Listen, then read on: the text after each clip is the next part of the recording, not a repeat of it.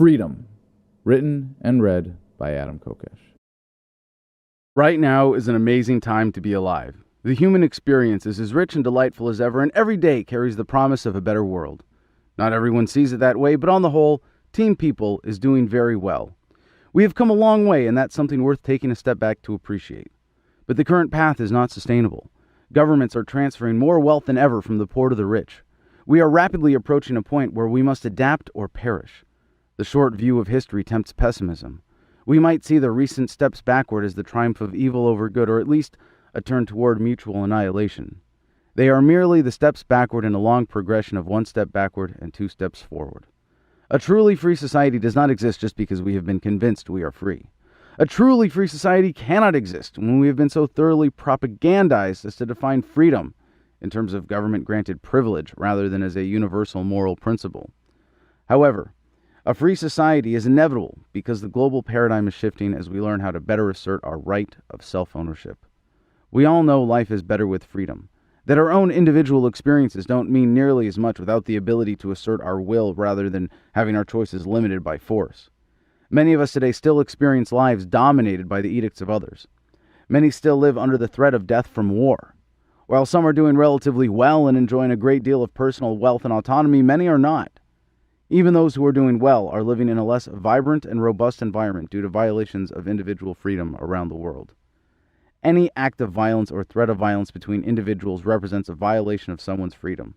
The great illusion of the current paradigm of statism is that governments achieve a worthwhile reduction of violence. Governments are the greatest cause of violence in the world today. They are coercive monopolies with only an illusion of public support. Everything they do is based on a presumed right to point guns at people who are acting peacefully. Many of us are dependent on government, and because it takes on a large role in society, one can claim that everyone benefits to some degree. This doesn't mean the benefits justify the cost, and the vast majority of us experience a net loss due to government. Even if we are convinced that most people have a net gain from government, we can always do better without the violence. Freedom is the ability to exercise your will within your rights without the threat of force from anyone else. It's really that simple. You own yourself. No one can claim even partial ownership over you without violating your rights. By abolishing statism, we will achieve a world free of miserable victims and miserable victimizers. We will create a world in which all relations are free of force and coercion. We will see each other as partners in the human experience, united in our desire to live free and realize our potential. We are destined to build a society based on respect and cooperation. Chapter 1. The Philosophy. Section 1. Freedom. Freedom is what you have when no one is forcing their will on you. Everyone inherently recognizes this as a good thing because we all value our power to make decisions. We all value making decisions without being threatened. Unfortunately, most of us have not taken the time to consider the precise nature of freedom and its foundation in universal, undeniable principles. Applying those principles to big issues may be complicated, but the concept of freedom is not. When applied consistently, it shows the way to a more harmonious society. If somebody is forcing their will on us, clearly we are not free. So perhaps it is helpful to think of freedom not as a substance, but as an ideal state of social harmony in which no one is forcing their will on anyone else. A violation of freedom is an attack on a particular victim whose will is being forcibly hindered by taking their life, stealing their property, or threatening them with assault. Freedom is not just an ideal state of society, but a moral code for respecting the rights of others. Self-ownership is an integral part of being human. You own yourself. You own your body. You own your labor. For anyone to assert otherwise is to attempt to restrict your freedom or make you a slave. Because you own yourself, it is wrong for someone to initiate force against you or your property. Acceptance of this simple fact is the foundation of a free and peaceful society. This universal non-aggression principle applies to everyone, and it is therefore wrong to kill, injure, assault, steal from, or threaten another person. Anyone who directly violates others, supports the violation of others, or violates others on behalf of someone else is holding us back from achieving our potential through the harmonious and mutually beneficial transactions that take place in freedom. Section 2. Government. Very few people, even among government workers, have taken the time to consider a precise definition of government. Governments get away with what they do because their true nature is obscured by propaganda. Most definitions describe government as the people in charge, but the foundation of control is always the threat of force. The authority claimed by governments is unique because it is considered licensed to use force or coercion against peaceful people. There is simply no way around it. Government is control by force. Government apologists claim it's acceptable for a government to do something that an individual would never be allowed to do. This is why governments come up with special words to obscure what they're really doing. War is mass murder. If an individual commits murder on their own, it is a crime and they should face consequences. But if an individual commits murder as part of a massive organized effort, they might get a medal. Taxation is theft. If an individual kidnaps you for not giving them half your income, they go to jail. But if someone does that to you on behalf of government, they get a nice salary as a tax collector. No justification for these actions changes their fundamentally immoral nature. Nothing about the divine right of kings, the will of the people, or the rule of law has the power to justify an immoral act. Violent enforcers are essential to governments because without them, their threats would be meaningless. To say that governments are premised on immorality is not to say everything they do is immoral.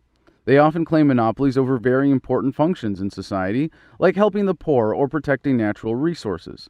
The poor would be much better off and the environment would be much better protected if we did not entrust those functions to the same people who make war. Even when a government gives money to someone in need, it must first steal that money from someone else. No noble act can excuse theft, as much as governments would like us to believe. Government is fundamentally immoral because it is based on violating the rights of individuals. As much as we have progressed, it has not been because of governments, but despite them. As free, beautiful, independent human beings, we own ourselves and should never let anyone tell us otherwise. We deserve self-rule. We deserve to be in charge of our own lives.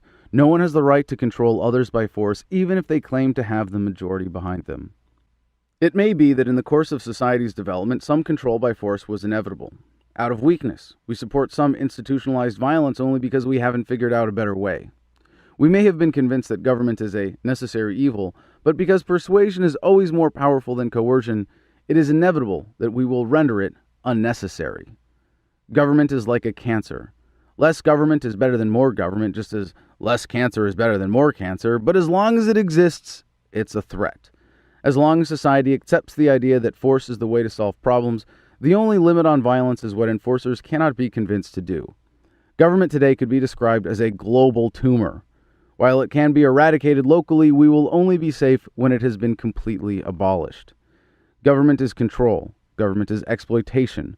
Government is a protection racket. Government is disorder, violence, and conflict. Government is an idea so good that it has to be forced on us. Government is a group of people claiming a monopoly on the initiation of force in a specific territory. Government is the institutionalization of our worst desires to control, dominate, and take advantage of others by force. Governments reflect our tolerance for oppression, and all we need to do to defeat them is demand self-government. Section 3. Statism. Systems of control that depend on victim participation reflect the way we think. If we believe a strong central authority with power over us is necessary, that is the kind of government we will get. Seeking and resisting control have always been part of life, but over time we have demanded more self-government. We have moved from acceptance of crude slavery and serfdom to demanding some role in participatory government. Statism is the ideology of turning to organized force to solve problems better solved through peaceful persuasion. Considering how much force and violence have shaped our destiny, it is understandable why statism is so tempting. Do you care about the poor? Want to protect the environment? Care about national security? Value a society that makes education freely available? Governments would like you to think that you have done your part on important social issues by voting and paying your taxes without thinking critically. The threat of violence makes government monopolies and other organized crime distinct from voluntary organizations. Even the good things they achieve are made possible by coercion. Over the course of human history, as we have demanded more self-government, the government racket has adapted. At one point, it was accepted that whoever could pick up the biggest rock was in charge. Then we had to be convinced of the divine right of a king or queen. Then we needed a vote to be satisfied. The racket will be plenty lucrative until we see it for what it is. As we demand self-ownership rather than participation in the oppression known as democracy, the racket will become impossible.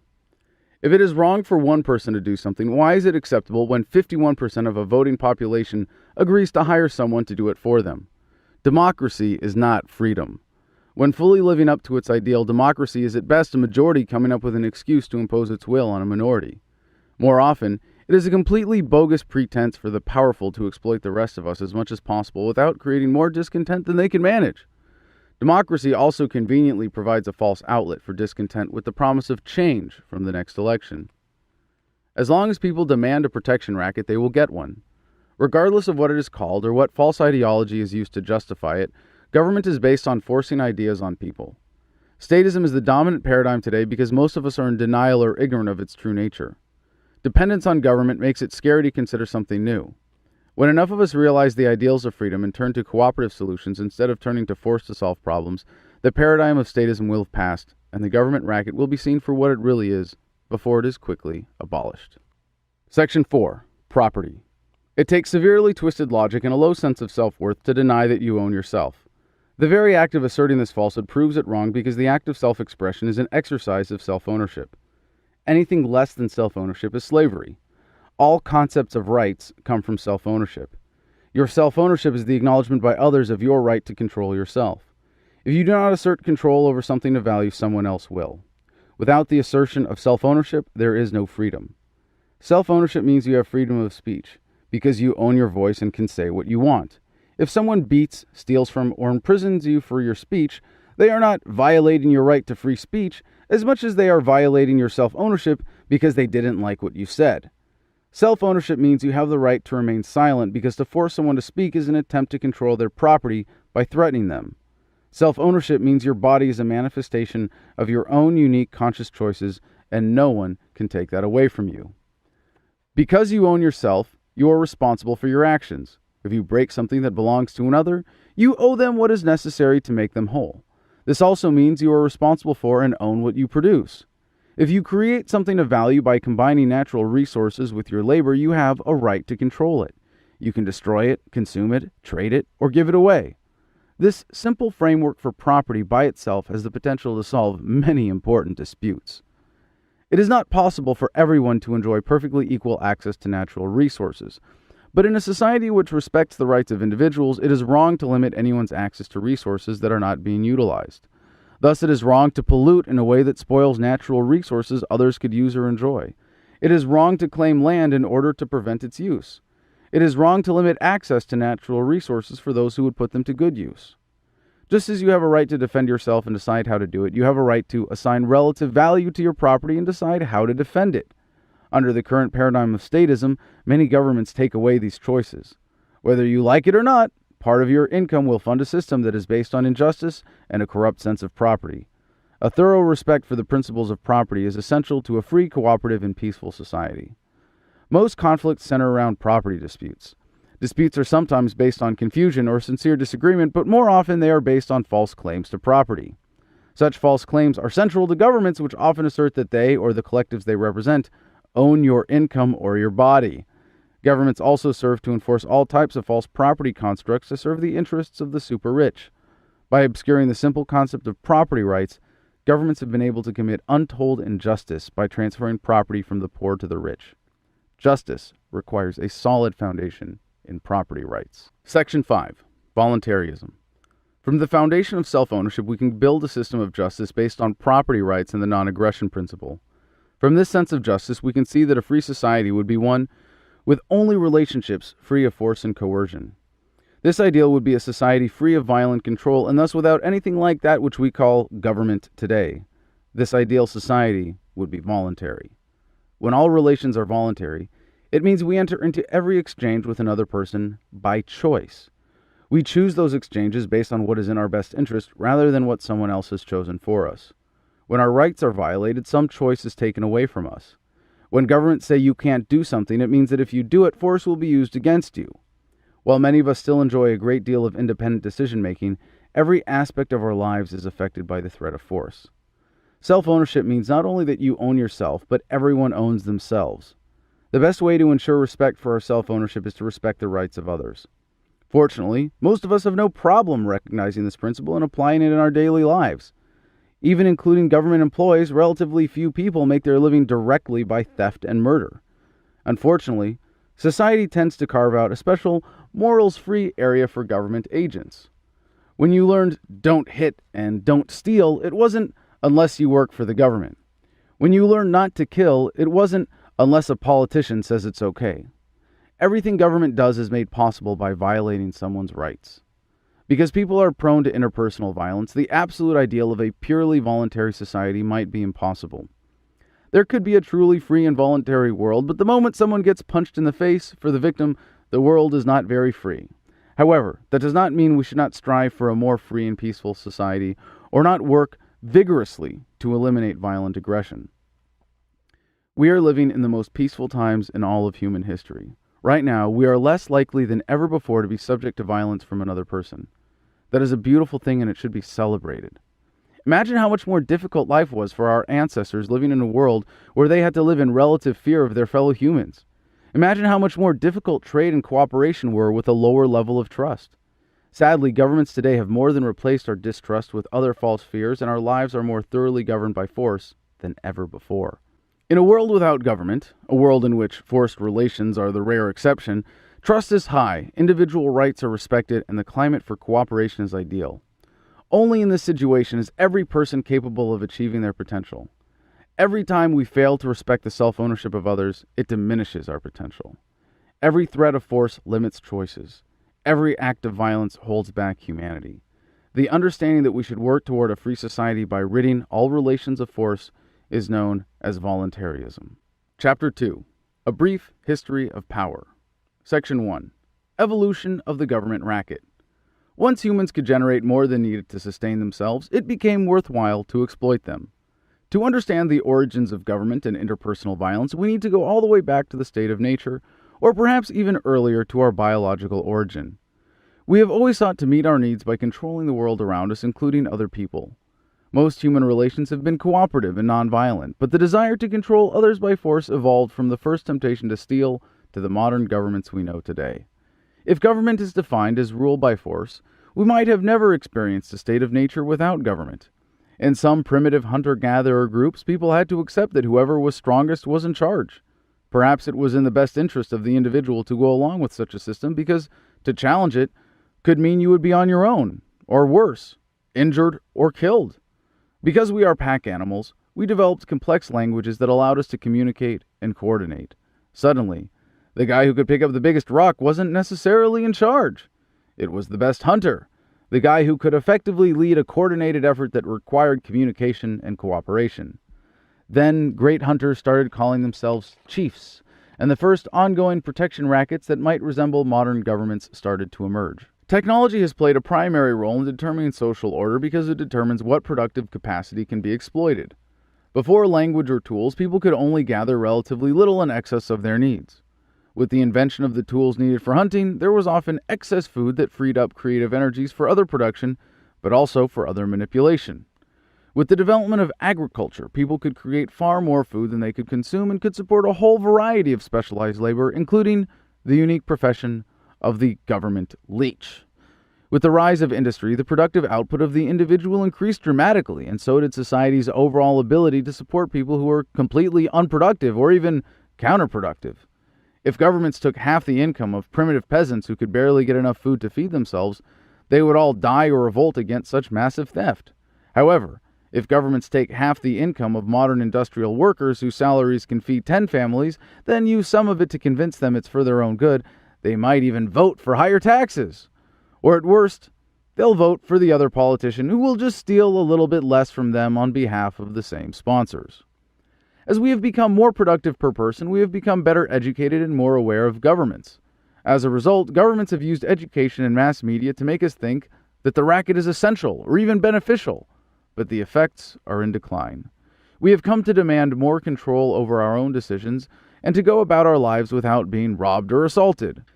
The history of government has been defined by two arcs: the development of our capacity to tolerate theft and our awareness that we deserve to live without being robbed. The first arc will continue to grow exponentially with technology, but the second arc will eventually outpace the first. This can be seen in the development of modern participatory democracies. Of all the various forms of government, this is the last one before achieving a truly free society. The long view of history provides an inspiring story of the development of self-government. If we only look at the current period, we might see it as a struggle for democracy.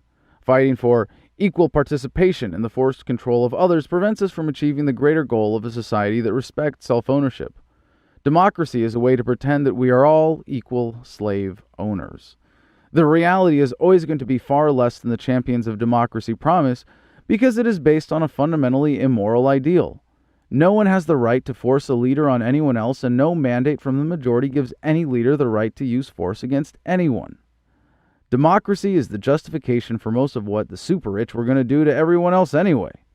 If anything, it provides a very convenient cover for them to do whatever they want, because democracy allows them to say they are doing it according to the will of the people. This has given rise to the modern bureaucracies that make it seem like every aspect of our lives is affected by government, or more precisely, controlled by threats of violence. Yet the illusion of participation through voting keeps us coming back for more. Because we are pragmatic creatures who cannot disagree with the existing social order if we cannot eat, we have more or less gone along with the progression of the racket. While productivity has increased and governments have grown, the demand for self-government is accelerating, and the illusion of democracy won't satisfy it. Major historical revolutions have made the racket more difficult, even unworkable at times. But only after the global paradigm shift to freedom will we shed the racket once and for all. As society evolved, we retained our primal instincts. We are a communal species, not dependent on each other, but dependent on cooperation to maintain our standard of living and to enhance our chances of survival and reproduction. Because cooperation is superior to coercion, we have continuously developed better ways of organizing society to foster cooperation. The era of modern governments represents an important step in the process, but it is by no means the final one. The adoption of a new paradigm based on freedom will soon render all forms of organized exploitation laughably obsolete. Section 2. Patriotism. People have always derived a sense of identity from affiliation with groups. We compare ourselves to lesser groups to boost our sense of self-esteem. This inherent feature of the human psyche has been widely exploited to manipulate societies into tolerating oppression. Even if we accept the creation of strong group identities as a service, governments have used monopoly privileges to charge far more than their services are worth. In the case of modern governments, the price of strong national identities has been widespread war, theft, and manipulation. The original grouping we all seek affiliation with is family. There is a natural, healthy instinct to see those who gave us life as superior to anyone who didn't. Unfortunately, this is easily perverted into a fear of outsiders or people who are different from those we identify with as family. When a family or a tribe is threatened, this instinct can be very helpful, even essential to survival. When there is no threat, fear of outsiders can block cooperation. Many governments directly exploit this tendency by trying to get people to think of their country as a family and the political leaders as parents. This not only allows a government to take on a more controlling role in general, but especially when it comes to relationships between countries. Patriotism perverts natural group identities into national identities. This term is often defined as love of one's country, but when that country is defined by lines drawn on a map by politicians, wars, and circumstances of history, that love is for a false sense of group identity created and supported explicitly to strengthen the psychological grip of governments over their victims. Patriotism is an artificial bordered love designed to create a distinct lack of love for those on the other side of the borders. There is nothing wrong with loving yourself or those similar to you, those who share your values or intrinsic traits you value in yourself, but to assign love based on the borders of a violent racket is an inherently dangerous idea.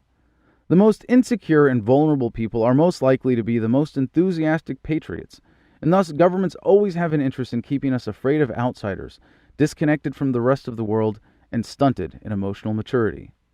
Insecurity and a tendency to seek identity as part of a group can lead people to do dangerous and irrational things. Patriotism has been used to justify the most horrific crimes in history because people more strongly identified as members of a group than as morally strong individuals. Patriotism inherently means lowering ourselves to be members of a group like primitive pack animals. This leads to the diversion of responsibility essential to government and to the unthinking obedience that deludes people into believing that saying, "I was just following orders," will excuse immoral behavior. Governments rely on a sense of patriotism in their victims to get them to go along with policies not in their best interest. They need us to believe we are sacrificing for the common good when we are really aiding our victimizers. They need us to go along as part of the herd. They need us to accept the proclaimed selflessness of politicians acting only out of love for the artificial collective. They need to ensure that not too many of us victims are emotionally healthy thinkers who demand self-government and are secure in our identities as free, beautiful, independent people. Patriotism is proof that a patriot isn't free. Section 3. Propaganda. The great government lie is that it exists for the good of its victims. To obscure the truth, governments go to great lengths with propaganda intended to change the way we think and thus how we act. Propaganda spreads misinformation that can affect our decisions, deflect blame from governments, encourage infighting, promote dislike of outsiders, and create a sense of patriotism or identification with the country or even the government itself. The greatest measure of what governments are capable of with propaganda is how much they have convinced us to identify with them so that anyone who challenges their power is seen as an enemy of the people. Fortunately, the same technology that makes propaganda possible today has finally caught up in terms of empowering us to question government, and we may have already passed the high point of the effectiveness of propaganda. In the early days of government, propaganda was simple and crude. Perhaps the first example was a big caveman with a spear grunting angrily at a neighboring tribe, goading his people into attacking. "Bad guys! Over there! Be a patriot! Go get 'em!"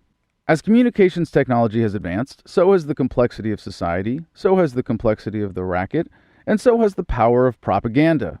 At first, if only to coordinate subdivisions, communication technology was essential to government growth. With mass public communication, the effects of propaganda became much stronger. It also made it worthwhile for governments to invest very heavily in the development of propaganda techniques. Governments use propaganda to create support for a wide array of policies that any free-thinking society would never tolerate. The development of mass communications technology enabled governments to assemble massive armies of poor men, not only to fight and die in rich men's wars, but to do it enthusiastically. Not only could they convince people to support massive welfare programs, but they could make them enthusiastic taxpayers who expect and tolerate enormous waste, fraud, and abuse. Not only could they take over broad segments of the economy by seizing private property, they could get people to believe that without governments, society couldn't function. The propaganda techniques are so sophisticated, governments have convinced people to attack anyone who points out the uncomfortable truth. Governments and their representatives lie to us directly, but the lies are so much more effective when someone else is delivering them. Governments have always materially supported propagandists who tilt the general conversation in their favor. Religion has long played a supporting role in oppression, as governments will promote religions that advocate obedience to government. Through sponsorship, and in some places takeover of education, governments can strongly favor those who reinforce their narrative. Governments and their sponsors give credibility to their propaganda by supporting think tanks. They control mass media by corporate licensing, censorship, monopoly management of infrastructure, and limited access. Staged conversations between pre-selected talking heads are a common tactic of propagandists because the best propaganda is the kind that targets don't recognize. Experts who supposedly represent all sides of a debate have a lopsided conversation which draws people in with sensationalism and the credibility of personalities. The audience gets to decide who they agree with independently. A third option is not considered or is presumed irrelevant. Dissent is not acknowledged. And while the people think they are free because they are vigorously debating one socially divisive issue or another, they are not considering the validity of the presumptions of the propaganda. Government is good. Government is here to protect us. We couldn't possibly survive without government. While propaganda has a great multiplier effect on the effectiveness of the racket, explaining its widespread use, its effectiveness is on the decline. While publication technologies once empowered governments disproportionately, we now have such an abundance of information at our fingertips that it is much more difficult to lie to us. As long as there are governments, there will be propaganda. As long as propaganda is effective, governments will always be possible. But because we are capable of questioning propaganda like never before, it will eventually be irrelevant. Section 4. Government versus technology. In many ways, the arc of government has followed the arc of technology, but their relationship is much more complicated. Governments are often empowered by technology in ways the public is not, sometimes secretly. Technology has allowed governments to be far more destructive than they would be without it. In many ways, technology is now empowering us to challenge government power. As long as we are susceptible to the racket, available technology will determine the nature of the oppression, but eventually, technology will empower the general population to demand self-government and render the psychological roots of statism irrelevant. The prevailing state of technology is the primary determinant of the productive capacity of the average member of society. Excess productivity makes government possible. The development of agriculture suggested a racket centered around various forms of tenant farming. The development of industry created a much more regimented and coordinated economy that suggested taxing income. Developments in printing and enforcement of currency regulations made possible the underpinning of nearly all modern governments: monopoly creation of money. Technology has also driven the arc of our ability to destroy ourselves to the point where complete annihilation seems feasible. If we can get past statism now, we will have averted the possibility of the destructive arc of government overtaking the peaceful and empowering arc of technological development. Technological development leads to wealth development. By increasing the capacity of the average laborer, technology raises the standard of living, despite government always taking larger portions of our output. When people barely had the ability to feed their families and pay off their landlords, they didn't have time to organize protests. With the development of a wealthier society overall, the level of individual empowerment has increased along with access to information. This has been the primary driver of the increased demand for self-government. Despite the rapidly developing internet, some politicians think they can still get away with the old deceptions. Sometimes politicians will say one thing, then say the opposite thing in another town the next day, only to find video of the two statements edited together online the day after. When so many of us have nearly the entire wealth of human knowledge at our fingertips, it's very difficult to lie effectively. When a victim of bullying stays silent, the bully is emboldened. Like any bully, governments want their victims to stay quiet. They try to keep victims isolated and prevent them from banding together. The internet has created a conversation in which we can share our stories of victimization and see that we are not alone. The worst government atrocities are now viral videos. The new conversation does not favor governments. Understanding government as institutionalized violence allows us to see its psychological roots. People turn to violence and are tempted into conflict by insecurity and fear. Technology is empowering us to be much more aware of mental health. One might argue that mental health is historically low because of current governments, but even if that is true, lower rates of interpersonal violence would suggest a much more empowered society. In the long run, technology will empower connectedness, harmony, and cooperation much more than governments. Because governments depend on an enforcement class to do violence against people who are acting peacefully, the ability to limit and control information that gets to the enforcement class is very important. The general abundance of communication technology makes that much more difficult. It is easy to convince a soldier to kill someone if he can be convinced his victim is somehow less than human. It is much more difficult if they can video chat online.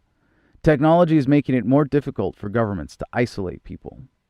Before the internet, governments could control cutting-edge communication technology effectively. Many desperate governments limit access to the internet or apply targeted censorship, but this marks the beginning of the end of the racket. As the internet continues to become more widely available, it will become much more difficult to deceive people. Able to connect like never before, we are already developing the relationships that will render government obsolete. Chapter 3. War. Section 1. The greatest crime against freedom. If the worst crime that can be committed against an individual is murder, then the worst possible crime is organized, deliberate, self-righteous mass murder. War is just a word that governments use to make mass murder and theft seem acceptable. Only the sickest and most deranged individuals support murder as a matter of policy, and only the sickest and most deranged governments engage in war. To get away with it, they have to convince a critical mass of the population to materially support it. It's not too difficult when they are already convinced that murder is acceptable if enough people do it. None of the propaganda around war can disguise its true nature. It is massive, organized violence for the purpose of expanding government power. It is the height of statism, and it is the greatest affront to freedom. Governments will go to great lengths to convince people that war is glorious, and those who oppose it are cowards. None of this changes the physical reality of war. Mass destruction of human life. Shooting people because of the racket they are fighting for, bombing people for being in the wrong place at the wrong time, and poor men dying for the benefit of government sponsors. Wars make governments more powerful, and more powerful governments are better at ripping people off. The destruction of combat is an affront to freedom and denies us the prosperity of peace. Governments use war as an excuse to increase taxation. When they can frighten people with a foreign threat, this is much easier. Once convinced, not only will they pay their taxes enthusiastically, they will attack anyone who suggests taxes should be lower. When fear fails to trick enough young people into joining the military, governments enslave people with conscription. War diverts an incredible amount of productive capacity from serving demand in the market to destruction. Immeasurable future labor is lost from the dead and wounded. To make a society support the crazy ideas behind war, governments need to instill an intense sense of collective identity, which is in itself an affront to freedom. The great tragedy of war is the deception behind it. Yes, it's quite tragic when someone is murdered, but it is far more tragic when mass murder is so clearly preventable. War is the height of statism and the greatest crime against freedom. It is only possible because individuals are willing to commit horrific acts when doing a government's bidding. Section 2. Soldiering. Once a government has developed a strong sense of national identity and patriotism among its citizens, it is not particularly difficult to convince a large number of them to sign up to defend the collective. This is still true for governments with consistent records of sending people to kill and die in ways that clearly have nothing to do with defense. But being called a soldier does not separate you from responsibility for your actions. The human tendency to cooperate is much stronger than the tendency to fight, so it takes a significant amount of conditioning to make war possible. It starts with the general propaganda of collectivism and demonization of outsiders. The sacrifice of individuality and dehumanization of the self necessary to be a soldier makes it easier to condition a soldier to dehumanize the enemy. Once the enemy is seen as less than human, killing is much easier. When soldiers are so detached from reality, they are easy to manipulate with rewards of honor and praise represented by bits of cloth and metal pinned to their chests. In every military system, a certain kind of leadership is praised and promoted. Some of the values promoted by militaries are universally positive traits, but they emphasize leadership because it takes a unique ability to so severely misdirect our good intentions. It takes a certain kind of leader to get people to follow orders without question. It takes a certain kind of propaganda to make it so easy to kill. It takes a certain kind of person to entrust their moral decision-making power to an institution so inherently misguided. To be a soldier is to take a stand against your own freedom. It is to endorse the protection racket in the most significant way. It is to give up any moral authority you might claim. It is to sacrifice your autonomy to the collective. It is to serve government sponsors. It is to make yourself subservient to your oppressors. It is to give up responsibility for your own life. It is to be merely a paid killer, or at least an enabler of paid killers. It is to be used as a dumb animal, a pawn for politicians. Joining the military means removing yourself from the productive sector of society to join the parasite. Soldiering is sold as fighting for freedom, and governments want us to be grateful for their wars, but just by putting on that uniform, every soldier makes the citizens less free. Being a soldier is a choice. No one can force you to do something immoral. When we see through the propaganda of collectivism, there will be no more militaries. When we hold each other accountable for individual acts of violence, there will be no more war. When we demand our freedom, there will be no more soldiers. Section 3. The motivation for war. Understanding governments as competing protection rackets makes it possible to understand the reasons for war. Governments give all kinds of noble reasons for starting wars, but they are only as legitimate as any other propaganda. Today, most of them claim they only use military force for defensive purposes. But if all governments only fought defensive wars, militaries wouldn't be necessary. Governments start wars to expand or strengthen their protection rackets. Nothing encourages patriotism like war. Governments like war because patriotism leads people to sacrifice for the imagined collective and tolerate more oppression. Patriotism reinforces the essential myth that governments act on behalf of the people, and the language of war often confuses the government itself with the people. When two countries are at war, we often say that one country attacked another, but that is a misrepresentation of one government attacking another government's territory. Or, more precisely, a group of people wearing uniforms of one color from one place killing people wearing uniforms of a different color from a different place. Countries don't attack other countries. Governments use violence to expand their power. Governments also like war because it is extremely profitable for a few special interests. Just the constant threat of war is enough to make the arms industry very profitable. Other than politicians, no one is more eager to buy bombs than a frightened population willing to give up everything to be safe. When a population is frightened enough to support a war, it will support increased taxation and buy war bonds. It will support a massive increase in the money supply, supposedly to pay for soldiers' salaries and equipment, even though it will only enrich the bankers by devaluing everyone's savings. Although war spending is clearly a way of diverting productive resources to destructive purposes, governments always count this spending in positive economic measurements to perpetuate the most dangerous myth that war is good for the economy. War gives governments the excuses necessary to do the things they always wanted to, but usually can't in peacetime. During war, governments claim to need new powers, supposedly necessary to protect from a new threat. Those who stand to profit from such wartime policies will attack opponents as unpatriotic. They always say these powers are temporary, but they're often permanent. War has been used as an excuse to raise taxes, destroy privacy, enslave through conscription, and demand greater loyalty to the collective. We might think a protection racket would not want to kill too many of its subjects, if only because of the loss of productivity. But governments don't always behave rationally. They are always seeking more effective means of exploiting us. But if they have to kill large numbers of people to maintain their oppression of the rest, they will. Sometimes they get carried away and kill so many that some of the oppressors are affected. Sometimes governments and their beneficiaries truly lose out in the struggles between competing protection rackets. But war is still a very effective tool. Even with the loss of productivity, war makes governments more powerful. Section 4. The isolation of intervention. Violence is the greatest obstacle to commerce and cooperation. When governments do not intervene, commerce between countries brings us together. When they make war, it drives us apart. When governments intervene in the affairs of other countries, just as when they intervene in the lives of individuals, productive relationships are displaced by coercive relationships. While the immediate costs of war are often extremely high, in numbers counted as profits by some, the indirect costs are many times that.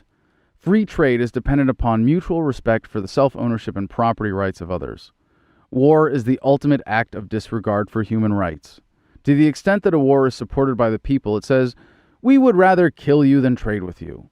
To the extent that it is opposed by the people but happens anyway, it says, "We respect you and want to trade with you, but not badly enough to stop our government from trying to kill you." Allowing relations between countries to be managed by governments isolates us and keeps us from enjoying productive relationships. While not considered war by some, embargoes and blockades represent widespread threats of force and can be just as destructive as war. A complete blockade says, "If you do business with anyone in this country, we will attack you."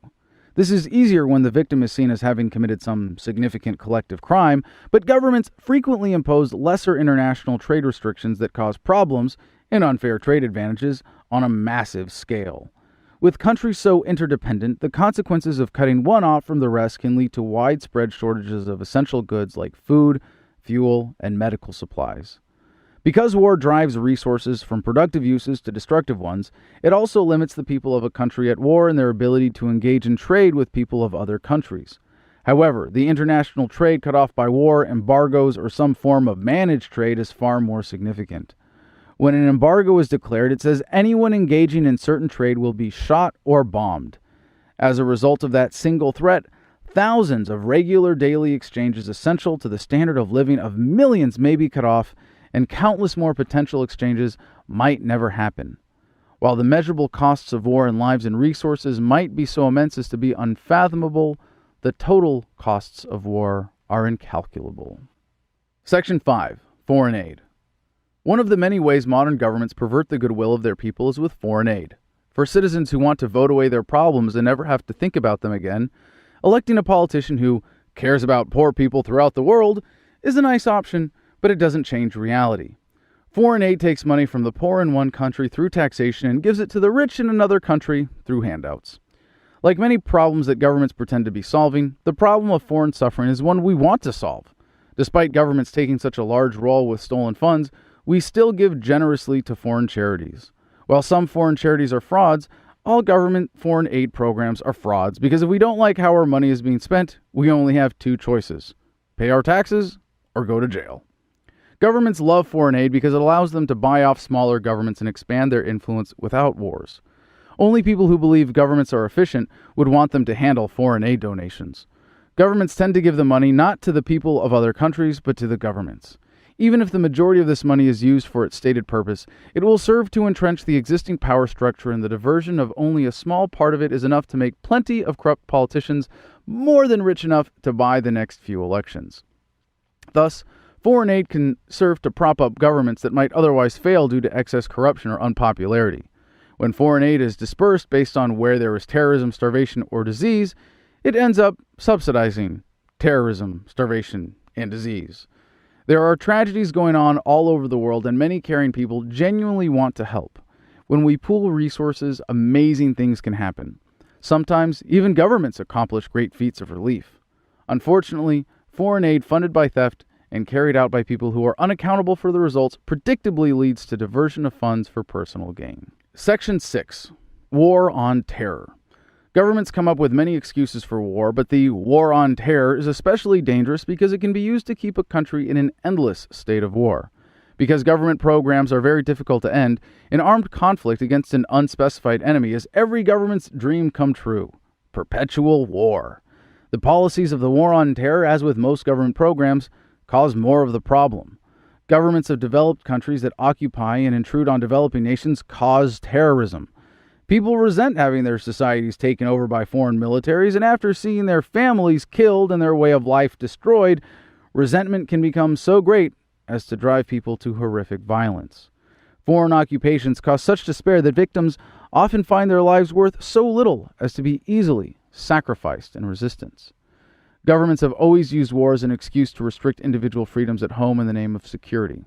The war on terror is especially dangerous because it is based on an ever-present hypothetical threat that can affect every aspect of our lives, giving governments an excuse to regulate every aspect of our lives. Restrictions of speech and privacy are especially useful because they make people less likely to figure out how badly they are being robbed and how to resist. Normally, wartime regulations expire with the threat, but with the war on terror, the threat continues forever. Trusting governments to fight terror invites massive corruption. If we ask someone to fight imaginary demons for us and decide how much it will cost, we will soon find ourselves in a world full of demons that are very expensive to fight. Governments claim to stop acts of terrorism all the time, but many of these are entrapment, some are completely fabricated, and most are greatly exaggerated. When a government fails to prevent an act of terror, it will say it needs more money to fight a more sophisticated enemy, no matter how simple the attack.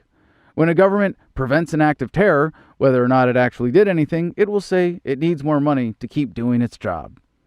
Anytime a country is at war, the people tend to be fearful, and that makes them want to rally around a strong leader or authority. This makes them less likely to question or challenge government. When the people are afraid, they are much more likely to tolerate an increase in taxation. A fearful people will be easier to control when their fear of each other makes everyone a snitch. If the people accept the excuses for war, they will feel much more dependent on government, especially for protection. The war on terror is a particularly nasty racket, but it reveals how challenging it is now for governments to make large-scale war. In this age of global connectedness, starting a traditional military conflict seems increasingly unfeasible. By applying the same scrutiny to all excuses for violence, we will end all forms of war. Justifying violence in the name of promoting safety makes everyone less safe, but it still happens because someone is profiting. Section 7. Real security. Given what we know about governments and the motivation for war, it seems absurd that anyone would turn to one for security. Governments are not protection, they are protection rackets. National security is an excuse to defend exclusive taxation authority in their territory. Governments protect us like a rancher defends cattle. At home as abroad, governments use violence to expand their power. The best defense of a country is a well-armed population that refuses to submit to any organized system of exploitation. When a territory is taken over by a foreign government, the first priority is to seize control of the tax base. The invading government wants to expand its protection racket. If it tries to take over an area that costs more to control than it produces in taxes, it will soon abandon the effort. The best defense against invasion is to have no government. An invader would need to build tax collection mechanisms from scratch, and they would be extremely difficult and costly to maintain. Having no government informs potential invaders that if they try to take over this territory, they will lose. The message is, you might never be defeated in battle, but by the power of decentralized resistance, both violent and non-violent, you will lose because we are committed to freedom and will defeat any oppressor foreign or domestic. Widespread oppression is only possible when we believe we need to be ruled. Supporting a professional military makes countries less secure. A more free society will be more prosperous. A more prosperous society will be a more lucrative trading partner and thus less prone to attack. A country that is not militarized will make no enemies. A society without a central authority will not erect any obstacles for free people seeking to defend themselves appropriately. The illusion of protection from militaries hides the fact that they make us less safe. It is very important to understand that governments are lying when they tell us they are doing something for our safety. Merely fabricating a threat gives them an excuse to spend money on false solutions to enrich their sponsors. We are at the point when large-scale invasions are relatively rare, and while that may lessen the significance of being an armed individual, we must all be armed with the truth in order to not fall for the protection racket. The best national defense is a population that refuses to be governed. Chapter 4. Personal Security. Section 1. Life is fragile. The most horrific act of violence a person can commit against another can be very easy. To take someone's life is not especially difficult. In a world dominated by professional killers and violent fantasies, it makes sense that most people have an exaggerated sense of how difficult it is to kill someone and how invulnerable they are. Rarely do we actually consider how easy it would be to kill someone because the thought of ending another person's life is so repulsive. Our lives are in each other's hands every moment of every day simply by the nature of the human experience. We are not just interdependent in many practical ways, we also live at the pleasure of nearly everyone else. The fact that murder is so rare among humans suggests that we want to be surrounded by happy, healthy people. Despite the overwhelmingly cooperative nature of society, rare acts of violence do happen, and we can be overly frightened by them. We can be convinced to be untrusting and afraid of a random person. Not everyone should be trusted, and we all determine our own policies, but despite the evidence, our general tendency to distrust is higher than necessary, and we waste a great deal of energy on it. This makes us vulnerable to people who take advantage of our fears to serve the sponsors of government. For governments to get us to accept their counterproductive monopolies in public safety and justice, they must convince us that only they can protect us from certain threats. Even for the critical matter of abortion, making it illegal often makes it more frequent and less safe. Using governments to reduce abortions makes it more difficult to develop peaceful means of doing so. This is just as true as with the problems of murder, theft, and rape. The threat of random interpersonal crime is a real one, but the answer to it is not to turn to an organization that promises to steal from us. Turning to government for protection from thieves says, "My neighbor might steal from me, so I will trust a government to steal from everyone, so if my neighbor steals from me, he might be locked in a cage for a while." Turning to government for protection from murderers says, "My neighbor might kill me, so I'll let the government steal from me so they can hire someone in a costume to come write a report about it afterwards." Life is risky. Risk leads to fear. Fear makes us vulnerable. Acceptance of the riskiness of life makes it possible to be brave enough to question those who would promote fear. When we try to deny the riskiness of life, either in our minds or through government policy, we only make it worse. Rather than living in fear or in resistance, simply by embracing the cooperative nature of life, we can protect ourselves from the very real threat of a society devoid of trust. Section 2. Justice. We all want to be treated fairly, and we all have a sense of what is right.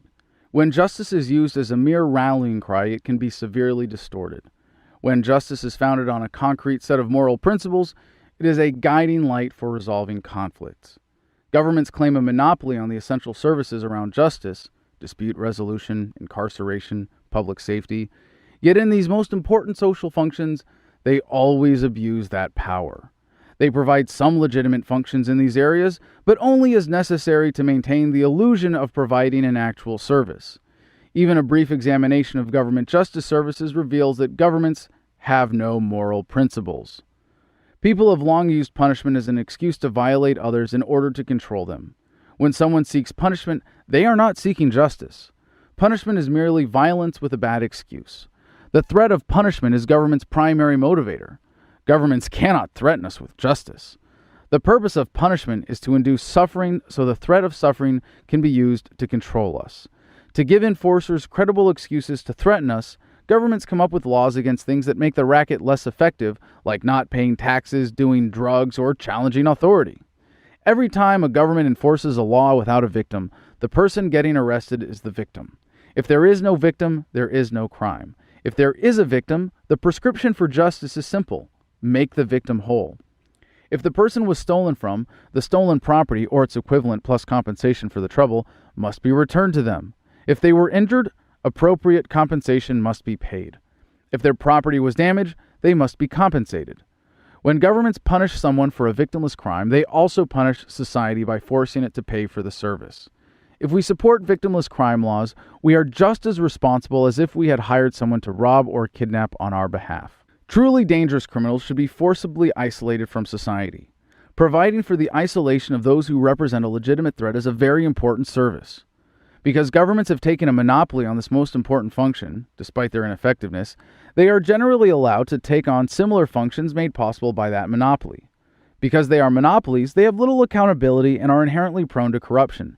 All they have to do is convince their enforcers to enforce a law, and they will say they are just following orders.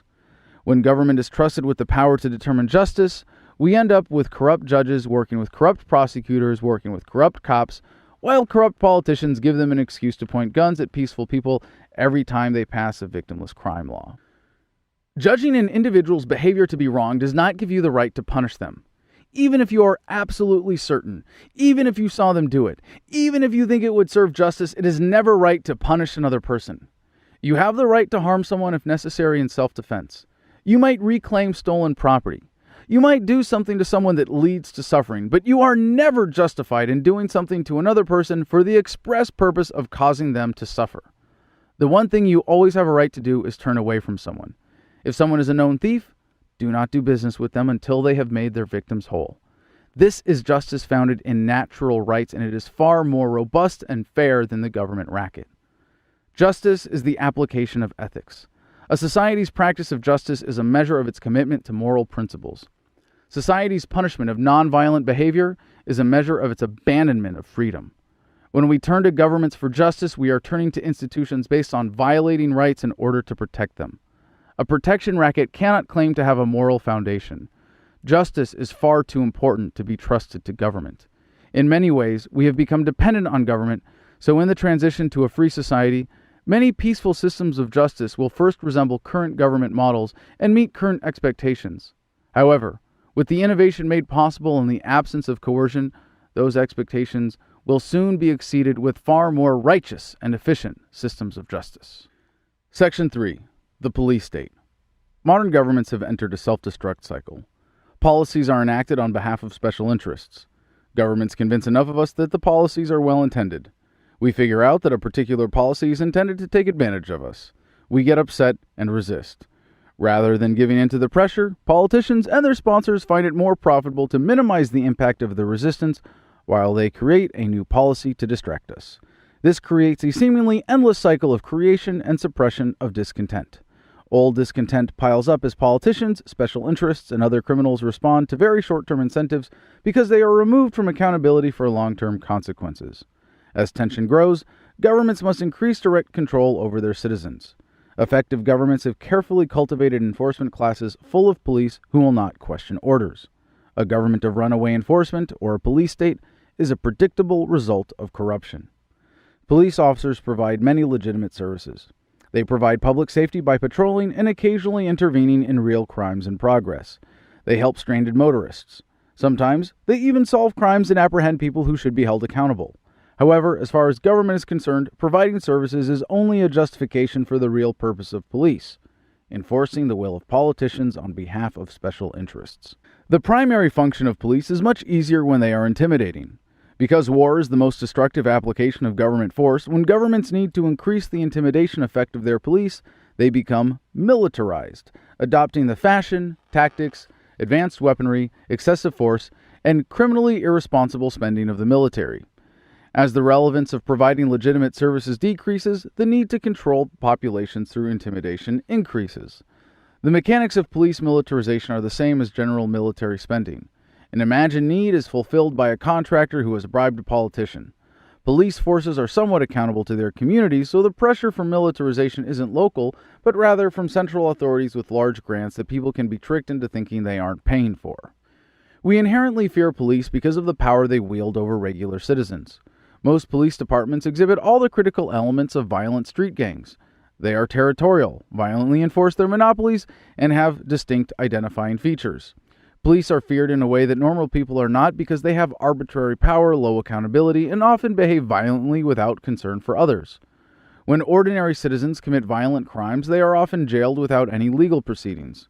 When police commit violent crimes, they are often given a paid vacation while their employers investigate and pretend to be concerned to the extent necessary to maintain their credibility. One element of a police state is an excess of laws making non-criminal behavior illegal. Most governments have passed so many laws that if they want to go after someone who challenges their power, refuses to be exploited, or represents a political inconvenience, it's not difficult to come up with a legal excuse to detain, charge, try, and sentence them. This also makes police especially intimidating because they have an incredible amount of discretion about who they arrest and why. This power enables horrific expressions of racism and other personal biases. Once a police state reaches the point at which most people feel incapable of precisely following the law, respect for the government plummets. The more a government seeks control over its citizens, the more it needs to spy on them. All government surveillance is wrong, but it is especially wrong when the property rights and privacy of citizens are violated. In a free society, a balance will be struck between security needs and privacy rights, and no one's property ever needs to be violated. When you are being recorded in public by a fellow citizen, they are collecting sound waves or light particles coming from you, and there is no violation. But if that person taps your phone line or puts a bug in your home or in any other way physically inserts anything where it is not welcome, they are violating your property and your privacy. The reason governments need to violate your property in observing you is that if you had true privacy, you would have a space in your home that they couldn't control. The current extent of surveillance clearly shows there is another motive besides catching bad guys. Government surveillance is not about keeping us safe, it's about keeping us under control. The most important way to hold police accountable is by recording them. A police state will not be defeated by individual local actions, but recording police can educate others, hold individuals accountable, and eliminate the most reckless officers. Recording technology available in most smartphones allows almost anyone to record police. Those same phones can be used to upload data, and the internet provides distribution that is difficult for governments to cut off. These technologies are game changers and should be used to hold everyone accountable, not just police. As technology continues to improve, it will become much more difficult to be violent in secret. In some places, it's illegal to record police, but in some places where it's technically legal, it's not always practical. It is important to look out for each other and sometimes even protect an officer by recording the interactions of others when we can. We should always know our rights and assert them as much as we can, but it also helps to know specific local laws and our rights under the law to deal with enforcers more effectively. While the term police state may apply to varying degrees, and some government apologists will always declare the amount of control to be insignificant, any organized violent control is just as wrong as a total police state. Subjecting people to systematic violence traumatizes them and helps keep them submissive. Do not give in. There are many important ways to fight the police state to improve our communities, but until we defeat statism, it will always be there, and even the slightest degree of a police state is too much. Section 4. Courts. Dispute resolution is too important to be entrusted to governments. When we accept arbitrary authority from a violent monopoly protection racket, the authority is soon used to make us submit. Then that authority is for sale to the highest bidder, and courts are used to get us to go along with all kinds of disastrous policies. Government courts seek to stay in power and maintain their influence. They depend on other parts of government for their budgets and have no incentive to go against the general agenda.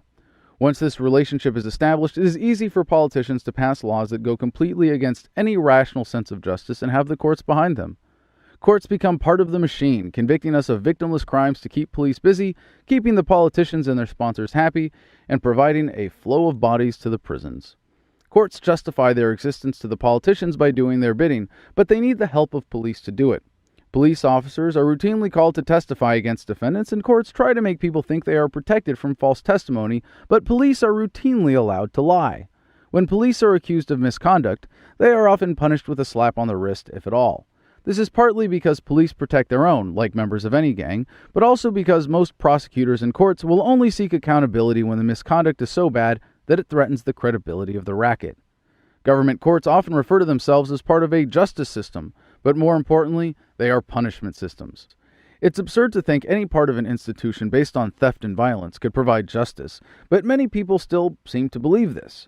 Justice requires respect for self-ownership, and courts are more concerned with upholding the law than providing justice. Because courts have a monopoly, they have to provide some approximation of justice, holding violent criminals in isolation, occasionally ordering restitution for damages, but taken as a whole, courts provide a justification for government agents to punish people for behavior the government doesn't like.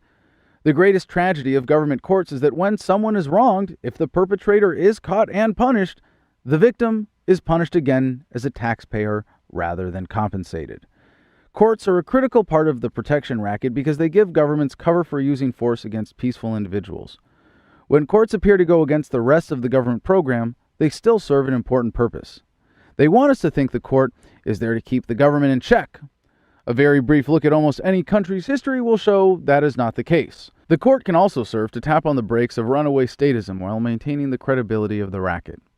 In a free society, courts would depend on the recipients of their services to fund them rather than governments. They would be accountable to the people rather than politicians. They might be bundled with other legitimate protection services. We could pay someone to protect our rights rather than having a monopoly force on us based on violating our rights. Increased freedom always results in greater efficiency, but this will be especially dramatic in the area of dispute resolution. No longer will a monopoly service provider abuse its customers with inconveniences that would be intolerable in any other industry. No longer will people with no responsibility for their decisions make important rulings. No longer will people be unaccountable for the great injustice of all the productivity stolen and wasted by false imprisonment. Dispute resolution services, unsurprisingly, will be much better when organized without a violent premise. Section 5. Incarceration. Locking someone in a cage is never justice. It is only punishment or justified isolation of someone who is a danger to others. Locking someone in a cage for hurting a person does not make the victim whole. Locking someone in a cage for doing something you just don't like makes you the criminal. Sometimes individual acts of incarceration are justified, but modern prison systems contain mostly people whose incarceration itself is a crime. Even for its stated objectives, a punitive prison system is a dangerous and ineffective tool.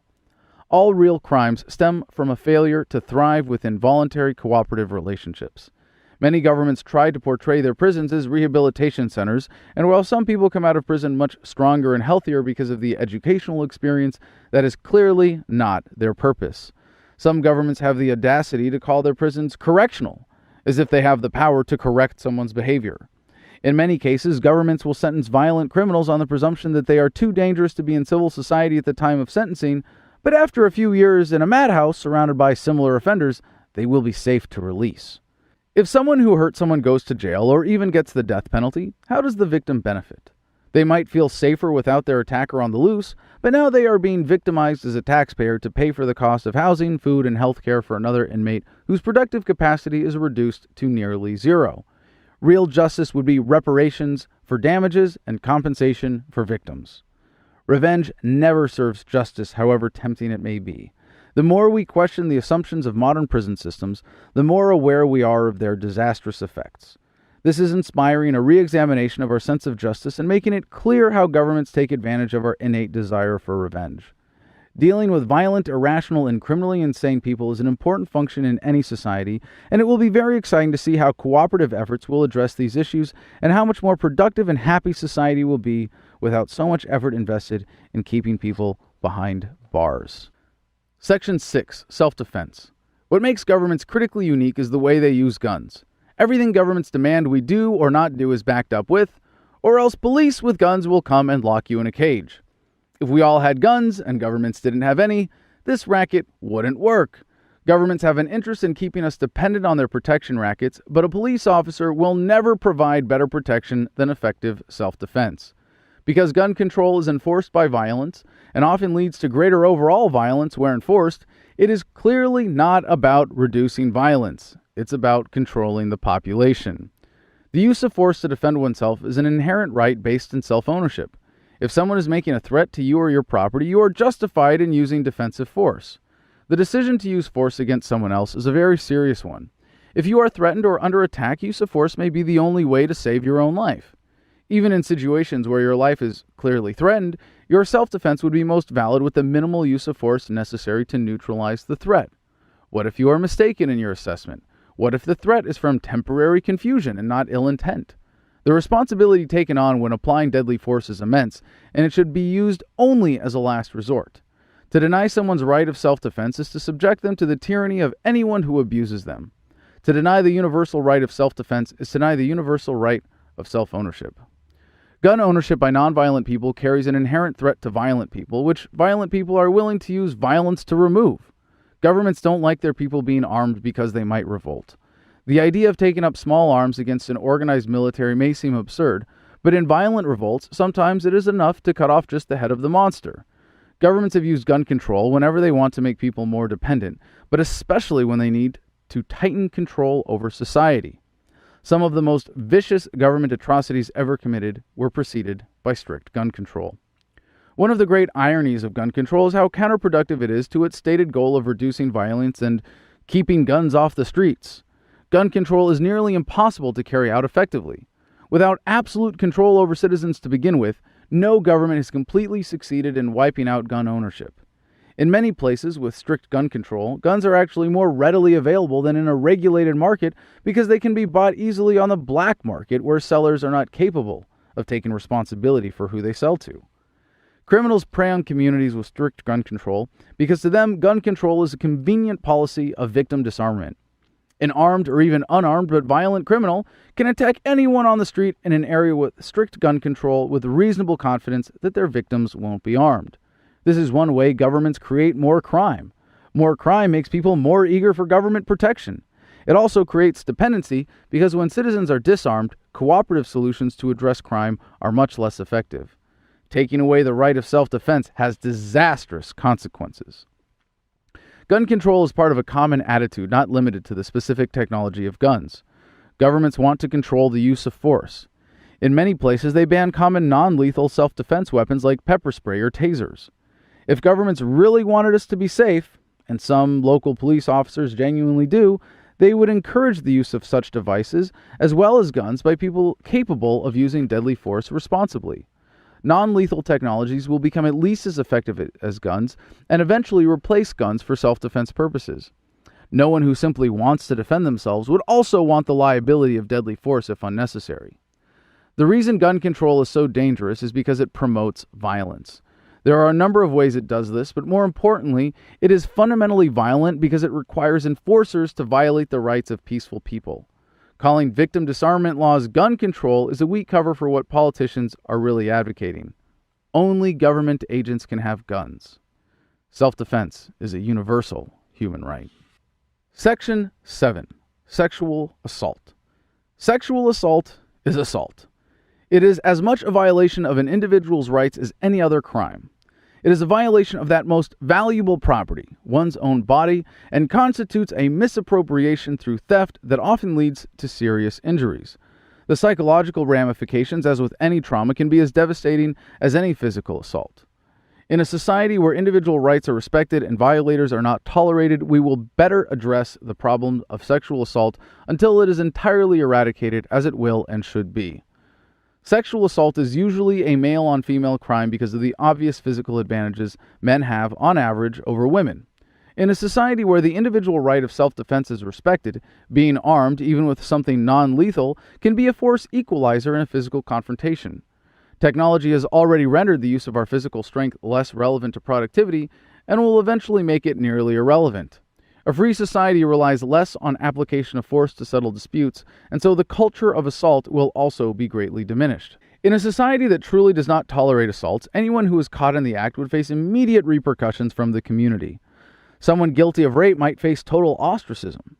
By turning to governments for justice, we get a system of dangerous delays that only offers the ineffective punishment of incarceration.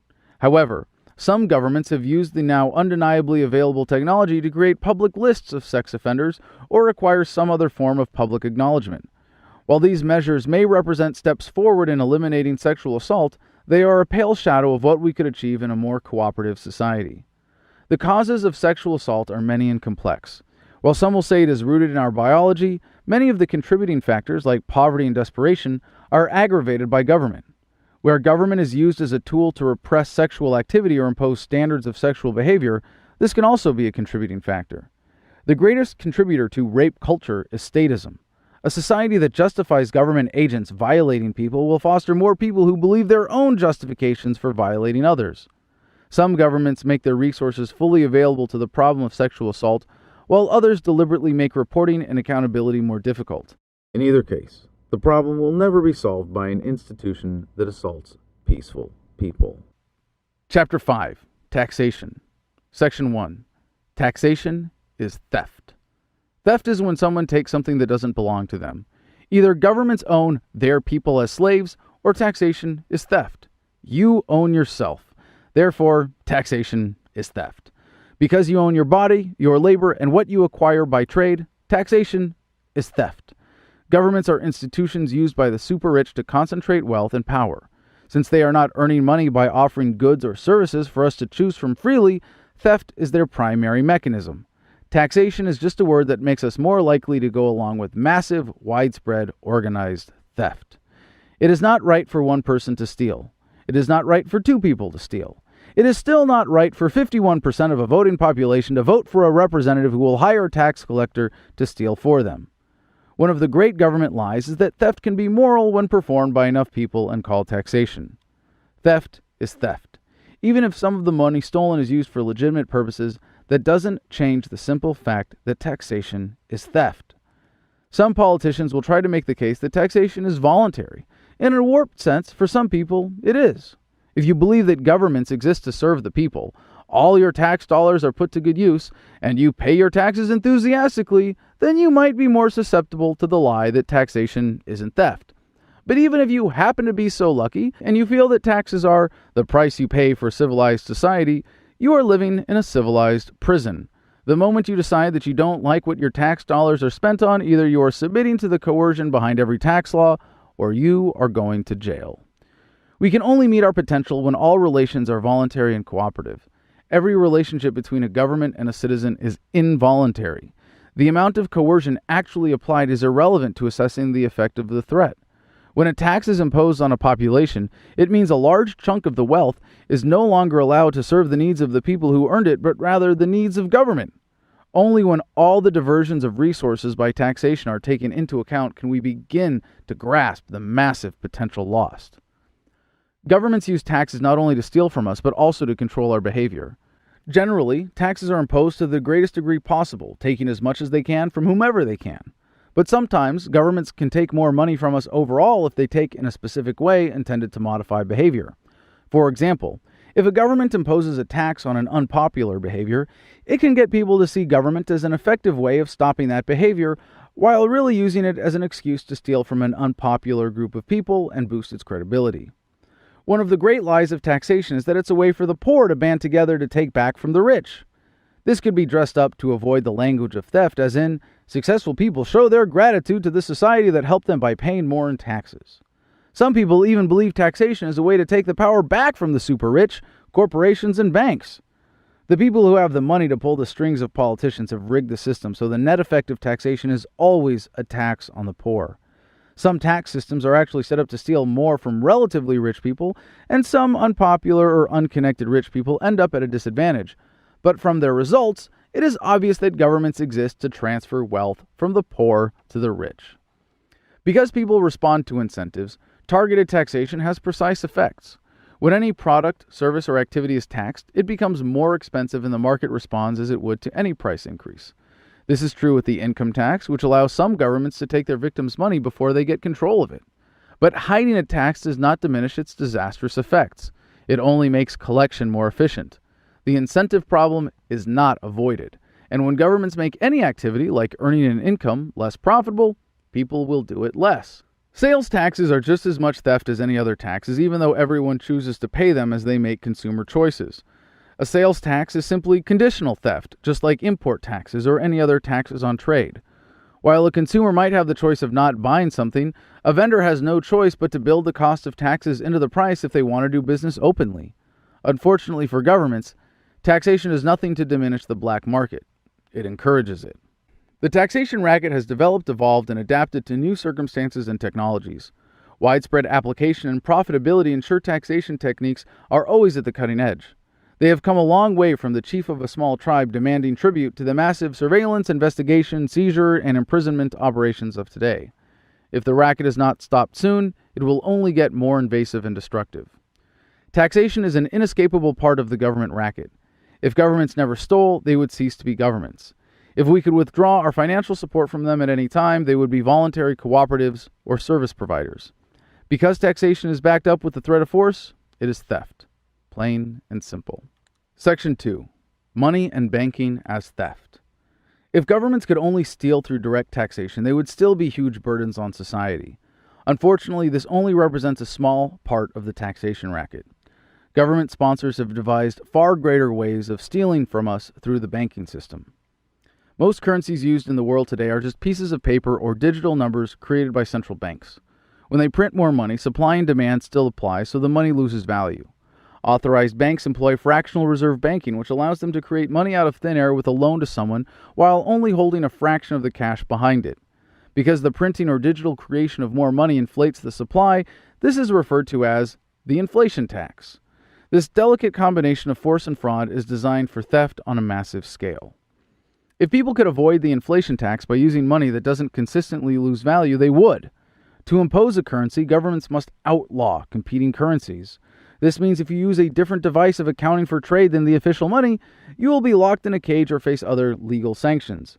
Eventually, a government's money becomes so widely used that no one even questions it. Propaganda about how essential this racket is to the economy keeps it going. Government money that isn't backed by anything allows all who benefit, either as early recipients of the new money or bankers authorized to create it, to siphon off massive amounts of wealth from the entire economy. It doesn't matter if banks have monopoly power from governments or governments themselves run the banks, they exist to serve the super rich. As with all taxes, the purpose is to transfer wealth from the poor to the rich. In the case of the inflation tax, it is also a great way to convince the poor they aren't being taxed at all. The inflation tax hurts the poor and working class the most, and no one who uses government money is safe from it. Section 3. Why so complicated? Taxation is a massive and complex undertaking for any government. Stealing from almost everyone in a country is no easy task, but governments have a way of making it look even more difficult and complicated than it really is. This is not due to the challenge of the task or by accident or the result of ineptitude. Governments intentionally create complex tax systems to favor special interests and make it difficult to challenge tax collectors. A complicated tax code, along with a complicated legal system, allows for arbitrary enforcement. If a government agent wants to go after an individual, it is easy to show how they have not been in perfect compliance with the tax code because perfect compliance is nearly impossible. As long as society accepts that taxation is not theft, you could be jailed at any time. If you have the money or means to challenge the tax collectors in a government court, it can be very expensive and you might end up with more money if you just give in. However, if you choose to fight some particular theft against yourself, you might lose and have to pay legal fees as well as whatever taxes plus interest the government wants to impose. Resisting government theft by turning to governments might seem silly, but the only alternative is to conduct our business so they can't see it. Section 4. Land theft and property taxes. Governments create many illusions to keep their citizens compliant and convinced they are being served rather than ripped off. One of the most important illusions is a false sense of property. As long as you accept your government's conditions of ownership, it wants you to believe that you own yourself, your possessions, your home, and your land. In reality, it acts as if it owns you and everything within its territory. Governments used to steal vast expanses of land with little excuse. When it was more commonly understood that they were violent monopolies, they didn't need to come up with elaborate excuses to make it seem like theft was not theft. Because the standard of the property illusion is pretty high these days, most governments have to come up with better reasons to steal land. Governments will say they are taking land in the interest of public safety, for public works, or for development. Theft justified by any of these excuses is still theft. It is particularly offensive when they don't even fabricate some noble cause, but simply kick people off their land and hand it directly to special interests. Sometimes governments will claim that stealing someone's land isn't theft if they are adequately compensated. This is like a carjacker telling you that it's fine to steal your car if you get to keep the air freshener. Being involuntarily removed from one's land makes it theft. The only adequate compensation that makes it not theft is whatever it takes to persuade a person to give up their property and leave it voluntarily. Property taxes are based on the idea that we must pay for the privilege of living in a particular area, and a tax on ownership is a reasonable price to pay for government services. You are really paying a ransom to keep your property, assuming you actually own it. If you do not pay your property taxes, government will eventually kick you off your land. If you believe governments own all the land, then the price of your property is for a usage license and your property taxes are rental fees. To governments, property is merely a matter of temporary control. They can steal whatever they want as long as they have a good enough excuse for the enforcers to carry out the theft and keep people from revolting. If your government says you can own property and maintain control of it, but only if you pay property taxes, you are a renter, not an owner. Governments get away with these rackets because enough people still believe they somehow represent the will of the people, as opposed to their sponsors. Section 5. Intergenerational child abuse. When governments take on debt, it has very serious implications, especially for future generations. Because their primary source of revenue is theft, government debt is a promise to steal from someone in the future. In some countries, children today are born with a debt that would take them a lifetime to repay, even with extreme tax rates. When those who haven't even had a chance to vote are forced to pay for the mistakes of past generations, that is intergenerational child abuse. People under governments with runaway debt generally oppose increasing it. Many want to eliminate it altogether. We generally vote for politicians who vote for increased spending because that money goes to special interests that give some of it back to politicians who spend it to trick us into thinking they're going to change something for the better. Enough people vote for them because we can be tricked into thinking we can vote our problems away and avoid critical thinking without adverse consequences. Examination of this problem is very revealing about governments because that which is wrong about creating an expectation of theft against the next generation is also wrong about what is happening now. It's not just about people not old enough to vote or influence the system, it's about everyone who doesn't get a real say in how that money is spent. That includes the vast majority of us. It should be no surprise that the greatest rackets the world has ever known have found a way to extend the ranks of their victims into the unborn. What message does government debt send to young people born into debt slavery? This practice is not sustainable, and discontented youth will be the undoing of governments. Eventually, a generation will come along and say, "It's not my debt," and simply disown it. Do we want to pass on to our children a free world of opportunity, or one in which they are born into debt slavery to pay for our mistakes? Chapter 6. Economics. Section 1. The Free Trade Ideal. When you choose to engage with another person, it is because you are pursuing your self-interest by virtue of it being your choice. This is not to say that making choices is always for personal material gain. We often seek the emotional gratification of helping others. When we bring violence, force, or the threat of force into relationships, our potential for harmony is reduced. Cooperation is replaced with conflict. Resources are diverted from optimal usage, and squandering of resources is encouraged. In every transaction determined by force, there is a measurable amount of effort wasted. Every relationship tainted by coercion keeps us from realizing our potential in the free trade ideal. If you buy something from your neighbor, it means you are choosing to give up money because you think your life is better with the thing than with the money. Your neighbor is giving up something for the money because they think their life is better with the money than with the thing. This fundamental exchange concept of economics is at the very heart of why trade produces wealth. It allows for mutually beneficial cooperative exchanges. This principle extends to all relations, not just the ones we think of as economic. When two friends share a conversation, they are freely exchanging time, energy, and attention because they each think it benefits them. If either one of them thinks they will be happier alone or speaking to someone else, they are free to end the conversation by peacefully disengaging. The alternative to the example of a peaceful exchange between neighbors is not as simple as direct theft. What if the government says you can buy that thing from your neighbor, but only if you pay a percentage of the price as tribute? Maybe you were going to buy 10 things, but now you can only buy 7. People all over the world accept various sneaky forms of government theft, but no system hides the fact that if you don't pay the tax or tribute, your transaction is illegal and the government could lock you in a cage or fine you, steal from you, for black market activity. In simple examples, it is easy to see the devastating effects of coercion on free trade. Even with these examples, we cannot possibly envision all the implications and ripple effects. Did the trade that didn't happen mean buying one less bag of groceries? Creation of one less job? One less person who could afford vital medical care? If governments only stole from us and left us alone, the impact would not be nearly as bad. Governments can steal more when they use our money against us through enforcement and suppression of economic activity. The amount of human effort diverted by wars and police states is painfully obvious. The less obvious tragedy is that governments pervert the minds of so many eager, capable people and divert them from serving people in the free market to pointing guns at people, enforcing the will of special interests, protecting politicians, and killing each other. The resources devoted to bureaucracies and their disastrous diversions of energy away from productive ends are staggering. If someone about to do something productive has to stop to ask a bureaucrat for permission, both they and the bureaucrat are kept from producing something of value, while even more energy is diverted to support them while doing nothing productive. This is made possible by the threat behind every regulation. If you don't do what we say, we will come and take you away. The effect of governments misdirecting resources is enormous.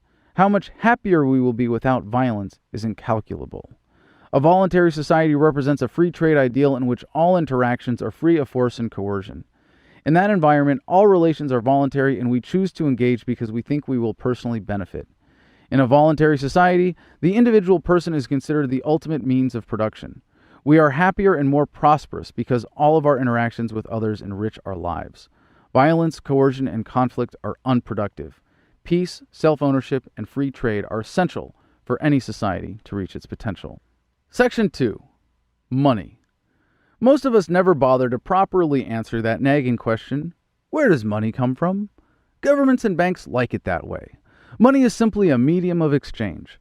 Many things other than official paper bills function as money. Without a medium of exchange, a person who wants one thing has to find someone who has exactly what they want and wants exactly what they have to trade. Something becomes money when it is widely accepted enough that people will take it in trade, knowing they can take it to someone else to get exactly what they want. Historically, different things have served as money at the same time at the same place. Before centrally imposed currencies, no economy was dependent on a single medium of exchange.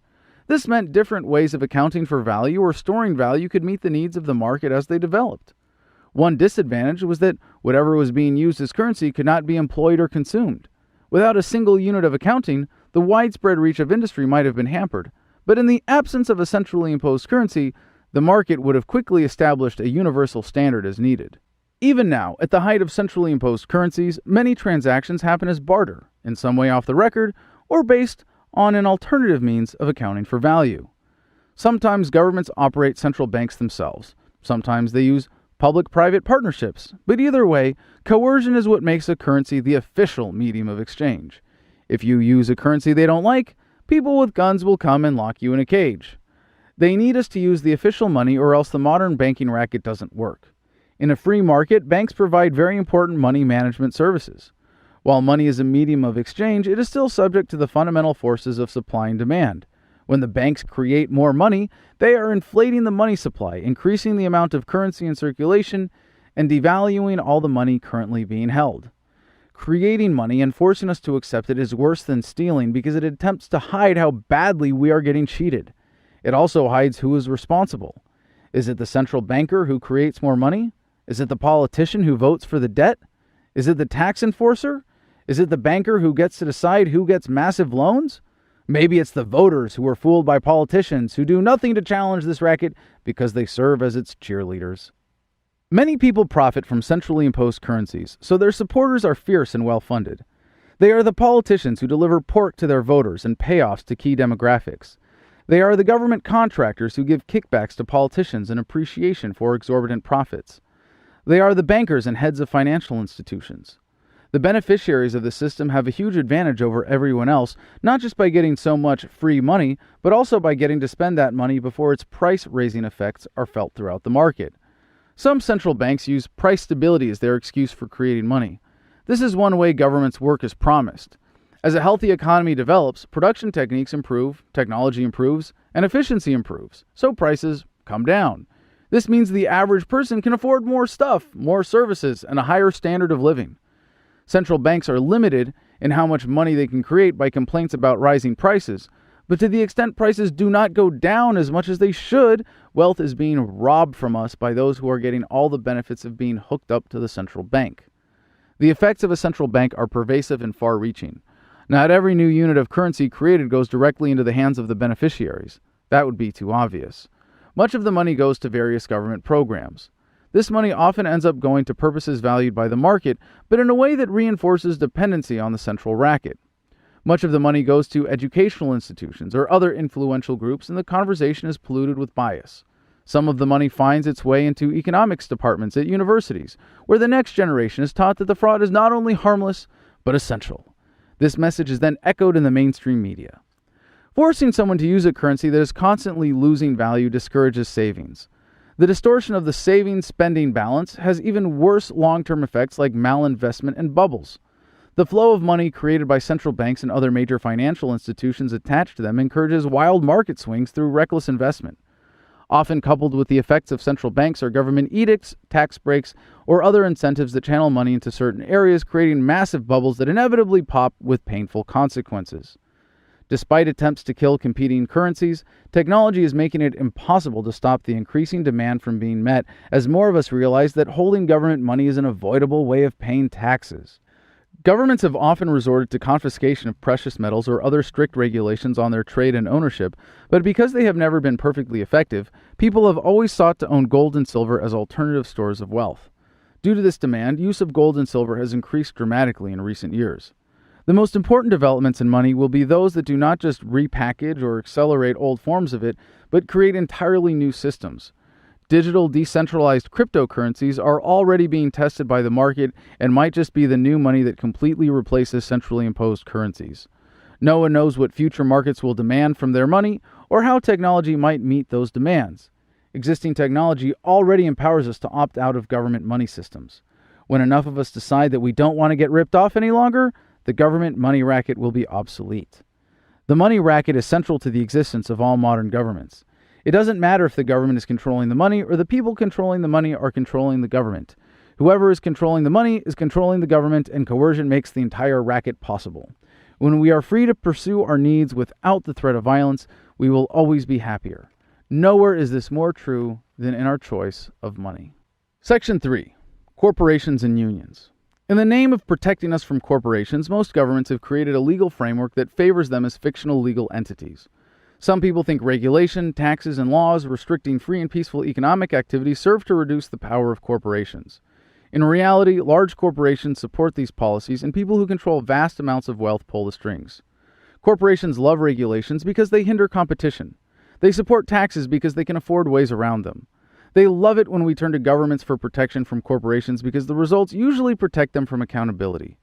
For the super rich who might have owned slaves directly in the past, governments keep citizens on the big plantation of corporatism and tax slavery. With the rise of corporatism, laborers, and anyone who did not benefit directly from corporatist policies, were at a great disadvantage. The formation of powerful unions was a predictable result. Everyone is entitled to freedom of association and speech. We can meet with whomever we like, when we like, and say what we like. As individuals, we have a right to choose to work or not work at any time, and to communicate our reasoning with our employers. However, in the course of resisting the unjust powers corporations gain through government, unions themselves have gained unjust powers. Unions do not have any special rights as groups that individuals do not, but governments have been happy to pander them to build constituencies and make it appear that they're looking out for the common people. Unions do not have a right to keep anyone from working. Unions ask governments for laws that allow corporations to buy benefits without paying taxes, but then every worker who is not in a union or working for a corporation is disadvantaged in the market for those benefits. Workers become more dependent on corporations and less able to opt out of tax slavery. When you have a job, you do not own it. A job is an agreement with someone, a group of people, an organization, or a corporation. No one can take your job. If the conditions around the agreement change, the agreement may be changed or terminated. The idea of a job as a possession is at the core of many bad government policies that are excuses to use force against people exercising their rights. Just as members of a union have a right to stop working, non-union members have the right to start working. As free people, employees and employers have the right to set the terms of their relationships and walk away at any time if they are unsatisfied. Laws that force us out of productive relationships are especially brutal. Taxes on employment and minimum wage laws make otherwise profitable relationships unviable or illegal and thus destroy jobs or prevent them from ever being created. Governments get away with so much job killing because the unseen cost of jobs that were never created remains invisible, except in our imaginations and economic calculations. While governments have created special privileges for unions, they have created far more for corporations, including various forms of anti-strike laws. A law prohibiting a strike says, if you don't work, there will be consequences, which is the same as forced labor. If the government threatening consequences is also taking as much of our income as it can, we've got most of the elements of direct human ownership. But when people believe they are free, they are more productive. In a fair, healthy market for labor, we can properly value the most important assets, individual people. Corporatism has spawned unionism, and the result is a vicious cycle that feeds into statism. As people turn to government to protect them from corporations, corporations get more powerful, and then people demand more protection. Corporatism and unionism are tools of control and consolidation of power that drive up the cost of hiring people and increase unemployment.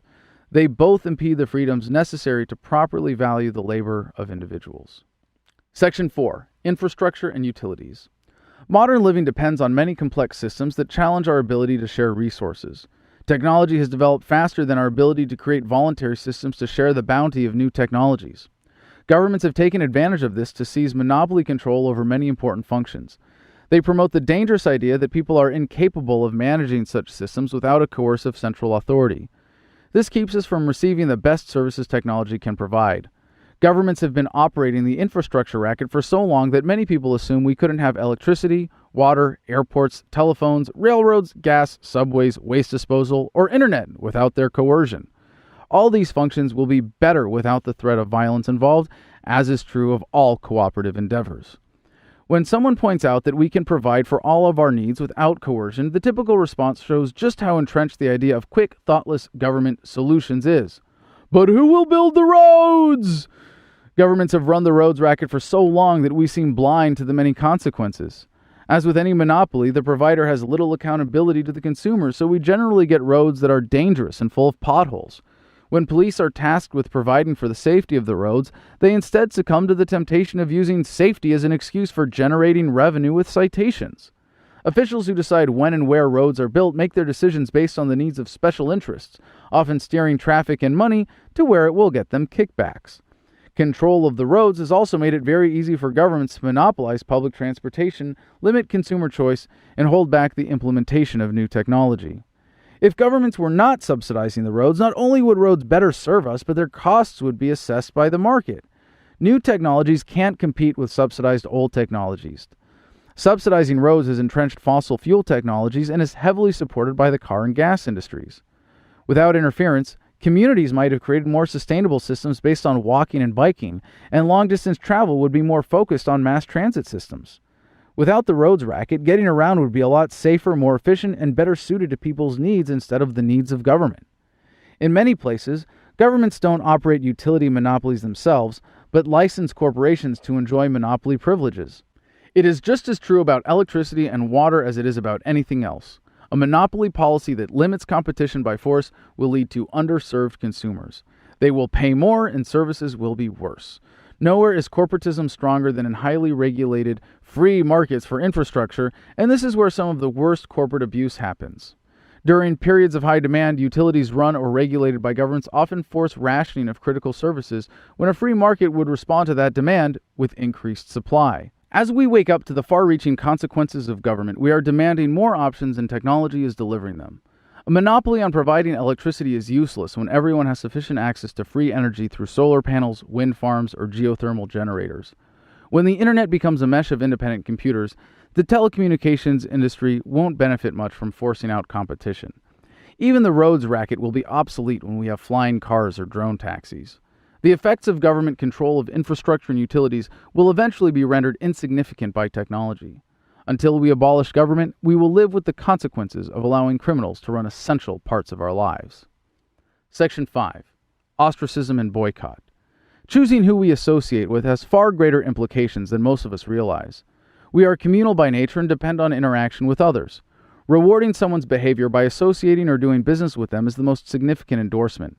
A society that rewards people for violence will get more violence. A society that tolerates people who violate the non-aggression principle will be ruled by aggressive people.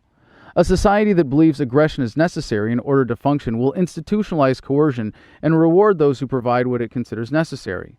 More importantly, the choices we make as individuals determine how we will be treated. When all of those choices are added up, the preference of a society is clear and it will be reflected by the culture. Because of government propaganda, many believe that threats of force are the best way to change others' behavior. Do what the politicians say because we the people told them to say that, and if you don't, you deserve to get locked in a cage.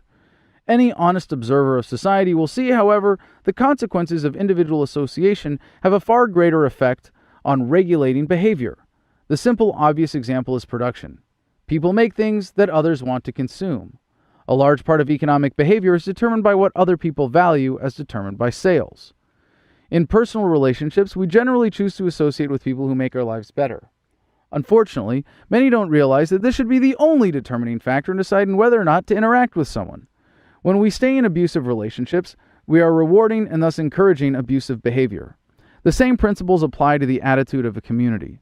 You might want to buy something because it's a good deal and the product itself makes your life better, but if the seller uses your money to pollute the environment or support politicians, that needs to be factored in. A community that gives in to an abusive relationship with government will get more abuse. When people decide not to support a company at the same time because of its behavior, it's called a boycott. Sales determine corporate behavior far more than regulation.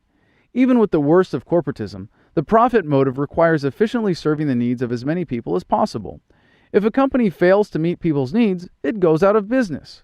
Government regulations only serve to drive out competition, limit our choices as consumers, and stifle innovation. When our choices are limited because competing new businesses are stifled, corporations get away with bad behavior, especially when people depend on them for essential services.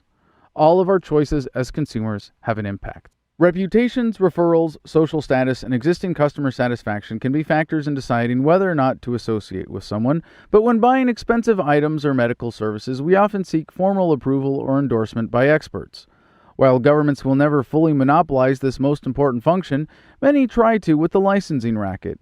Licensing sounds good because we all want reliable services and qualified people, but that's why it's unnecessary. There's nothing wrong with a group saying that if you don't meet their standards, they won't certify you, but when the governments do that, not only is it funded by taxation, it comes with the threat of force. This means governments decide who is allowed to do business based on the desires of their sponsors. This also serves as another form of taxation because getting licensed is often expensive. When judging whether or not to do business with someone, rarely is government approval sufficient. In fact, government licensing is often so unreliable that even if the standards were appropriate, it couldn't be trusted.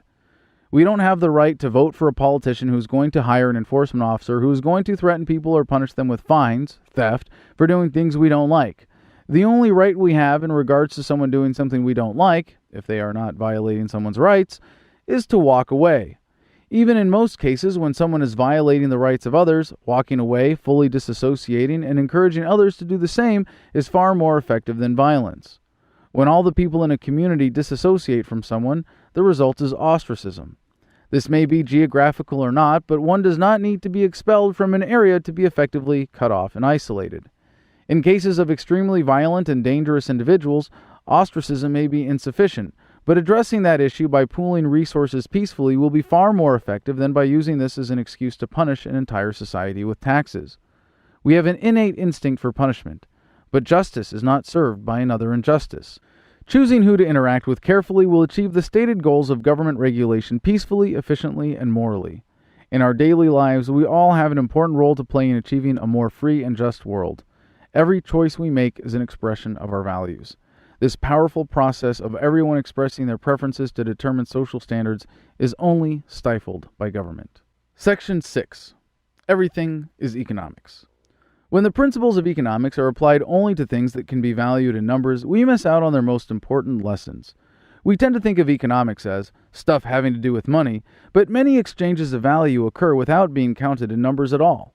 Every human interaction can be better understood as an economic exchange. We might think this cheapens interpersonal relations, but it actually elevates them. Drawing an arbitrary line between what is and isn't part of the economy limits our understanding of how rich we all are and keeps us from properly understanding our most important relationships with friends, family, and loved ones. We don't need paper or numbers in a relationship for there to be a great exchange of value. Even in a simple conversation, we are exchanging our time, energy, ideas, and attention. Every voluntary interaction happens because those involved think it benefits them. All voluntary interactions are economic transactions. Is marriage not a voluntary exchange of our most valuable assets of time, love, and affection? When we arbitrarily separate what is and isn't considered economics, we diminish the value of that which we exclude. Pretending these principles don't apply in some situations encourages irrational behavior based on misunderstandings and inaccurate evaluations. This also creates openings for manipulation. The current system of measuring value that excludes relationships diminishes them and elevates the part of the economy prone to government manipulation. By expanding our concept of the economy, we can see the greater value in life that governments can never touch and just how insignificant governments really are when it comes to the true sum of the human experience. Chapter 7. Other Destructive Rackets. Section 1. Schooling. Providing the next generation with the skills to survive and thrive is critically important. When governments take over education, young minds suffer. The exploitation of the education racket is particularly vicious because to miseducate or undereducate a child is to cripple their future. Young minds naturally absorb information and seek the skills most essential to their happiness and prosperity. Threatening young people with consequences to ensure obedience stifles free thinking and teaches the way of government, to accept rule by force. Governments have always had an incentive to warp young minds to serve their purposes. With the rise of complex societies, governments had the means to force children into classrooms in what is sometimes referred to as cemetery seating. It is an appropriate term because coercive education kills a part of every child's vibrant individuality. In the industrial age, governments needed obedient workers with a specific set of skills. Forced education indoctrinates children with government values. It is much easier to convince young people to join the military and kill strangers if they have been taught that this is glorious. Governments also benefit from being able to keep certain knowledge away from students. When governments control education, people become more dependent on institutional jobs because they are less capable of living independently. A government that controls education will never teach us to stand up for our rights. A government that is responsible for the development of young minds will teach them what to think, not how to think. A government that can control what we know and what we don't know can control what we do. Government schools will never teach an alternative to blind allegiance. The consequences of government education are far-reaching, profound, and compounded with each generation. While government control over schools, whether by regulation or complete takeover, always hinders learning, it is important to see education as a much broader concept. Like a flower growing through a crack in a sidewalk, even someone whose schooling is thoroughly controlled cannot be prevented from flourishing. Especially now, with greater access to the internet, children are capable of educating themselves. In many places, parents are in a continuous revolt against forced education. Most want what is best for their children and seek alternatives like homeschooling, private schools, and various forms of self-guided learning. Parents who care too much to trust their children's minds to government and children who learn more online than from the mental prisons of forced education are exploring such alternatives like never before. Young minds absorb information much better by the indulgence of their curiosities and stimulation of their passions than by force. Section 2. Medical care. As an essential service that invokes strong emotions, medical care invites government meddling. Modern medicine has made incredible things possible, but many life-saving procedures remain very expensive. In the natural course of new technologies, prices start high and come down over time. Tragically, government regulation in rich countries has kept prices high, so many life-saving technologies remain out of reach for people in poor countries. Efficiency is not just about economic productivity in terms of having more stuff. It also means saving lives. Even if we had a nonviolent market for medical services, some advanced life-saving technologies would remain too expensive for most people. Fortunately, the nature of the need for these services presents a solution that the market readily provides: insurance. This means people who don't need services right now can buy insurance and pool their resources. When they need an expensive service, the insurance company, which makes money by providing the service of pooling risk, pays for it. Of course, this is not a perfect solution, but it is a very powerful way to give the poor access to treatment they might never be able to afford individually. Unfortunately, many insurance corporations end up with the same special privileges as the best government sponsors. This leads to lower accountability to the consumer by limiting choices, often resulting in denial of coverage and hospital bills that bankrupt families. In some places, government has taken over the medical insurance industry as the sole provider. This may have an effect on helping the poorest of the poor temporarily, but eventually it hurts everyone by making care less accessible or by inefficiently diverting so many resources into the medical industry that other areas of the economy suffer. We all want reassurance that the medical care we get is safe. This demand is enough to drive a lot of resources towards safety and consistency of care. Many governments exploit our fear of medical tragedy to take over this essential market function. They require licenses to provide treatment, approval to distribute drugs, and obedience to regulations for all the ways medical care is paid for. When governments require a license, they force people to meet their standards, which often stifles innovation. The standards are often meaningless, but because people trust government, they will accept treatment from anyone as long as they have government approval. That's how most horror stories occur, rather than from people working without a license. Where governments control drug safety, the results are staggering. Millions of people have died from government-approved drugs, and millions more have died while life-saving drugs were kept off the market. Government control of the medical industry has the same disastrous effects on prices, availability, safety, and customer satisfaction as in any other industry. Section 3. Welfare. One of the noblest elements of our nature is our desire to help the less fortunate. As members of the human family, we want to see each other succeed. It hurts any compassionate person to see others suffer. Governments love taking advantage of this, and when they have the capacity to steal from everyone and control the conversation with propaganda, it's easy to convince people that they want to steal from the rich to give to the poor. In reality, most government welfare programs steal from the working class to give to the poor in a way that entrenches government so it can continue to steal from everyone to give to the super rich. People support government welfare programs because they like the immediate effects. The problem is they don't see the bigger picture and the hidden consequences. It is naive to think we can simply elect politicians and trust them to address problems of poverty and wealth disparity. Governments have been the primary tools of creating wealth disparity. If we want to achieve a legitimate goal, using coercion will usually result in the opposite of what we want. The warped incentives of welfare lead to warped behavior, like basing major decisions on qualifying for benefits. This is true of welfare programs that end up creating huge dependent classes of people who will always vote for more coercion. Welfare turns its recipients into government apologists who will promote a system that keeps them down because they think it's in their best interest. In the name of fighting poverty, governments create massive and complex bureaucracies that control housing resources and manipulate the labor market to force people into bad jobs. They spend stolen money on no-bid contracts for anything they can get us to believe will help the poor. If the people who genuinely care about helping the poor were directing those resources, they would be used far more effectively. The realization that welfare programs are destructive presents another problem. How do we phase out these programs without pulling the rug out from underneath so many dependent people? The answer is quite simple. Restore the power of local communities where people are affected. It might not be easy, but we will all be better off when peaceful solutions displace violent ones. It is also essential to remove economic barriers that stifle upward mobility and self-sufficiency, such as minimum wage laws, regulations that make it impossible to start a new business from nothing, or the laws that, in some places, make selling goods on the side of the road illegal. Despite so much being taken by governments, most societies still have a great capacity to help the poor. There is nothing wrong with taking money from a government. Money spent on welfare is money that can't be spent on violence. Nonviolent solutions are always more effective than violent ones. When we choose to help the poor, it is far more effective than governments taking our money to give to the poor. We can build the institutions and culture necessary to elevate the least among us without coercion. We can be compassionate without using force to help those in need. Section 4. Prohibition. People have used drugs to control their minds for as long as we have known how. We do this for many reasons, from recreational highs to performance improvement to increased sociability. In any case, only the owner of the mind in question should decide what goes in it. There is a human tendency to want to control the minds of those around us to ensure that no one in our community is a threat to others or isn't working hard enough to support those around them. Governments take advantage of this with various policies, some of which are intended to make us more productive taxpayers, but all of which serve special interests.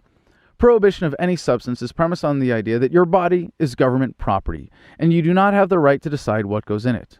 Possession is never a crime. The prohibition racket is very prominent in modern governments because there are many beneficiaries. In most places, alcohol is the dominant recreational drug, and the industry behind it spends plenty of money keeping the competition away by paying off politicians who reinforce the false premises, faulty logic, immoral enforcement, and outright lies of prohibition. In the case of marijuana prohibition, as well as for numerous other natural drugs with healing properties, the pharmaceutical industry has an enormous incentive to keep cheaper, sometimes free, and more effective drugs illegal. Keeping drugs away from people who want them is an impossible and endless task that requires vast resources to be diverted to police and those who equip them. These groups all have an interest in supporting prohibition, and many have no problem lying to the public or hiring politicians to do it for them. Prohibition policies, once enacted, become entrenched very quickly, not just because of the financial incentives, but also because it is such an easy racket to maintain. People will always do drugs. Enforcement is a matter of what society will tolerate, and the only real check is the conscience of the enforcers. Real crimes require victims, but prohibition is based on calling a victimless behavior a crime so that police have an excuse to sacrifice their morality. Once there is a critical mass of enforcers with socially accepted enforcement policies, there is nothing to stop them from planting drugs on their victims, making it very easy to keep prohibition profitable. One assumption of the drug war is that some drugs are illegal because they are dangerous or unhealthy. In other words, because doing drugs might ruin your life, if you're caught with them, the government will ruin your life.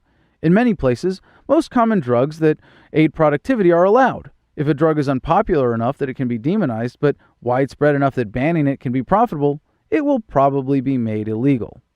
To the extent that drug use is a legitimate problem, nothing makes it worse than charging in to point guns at everyone involved.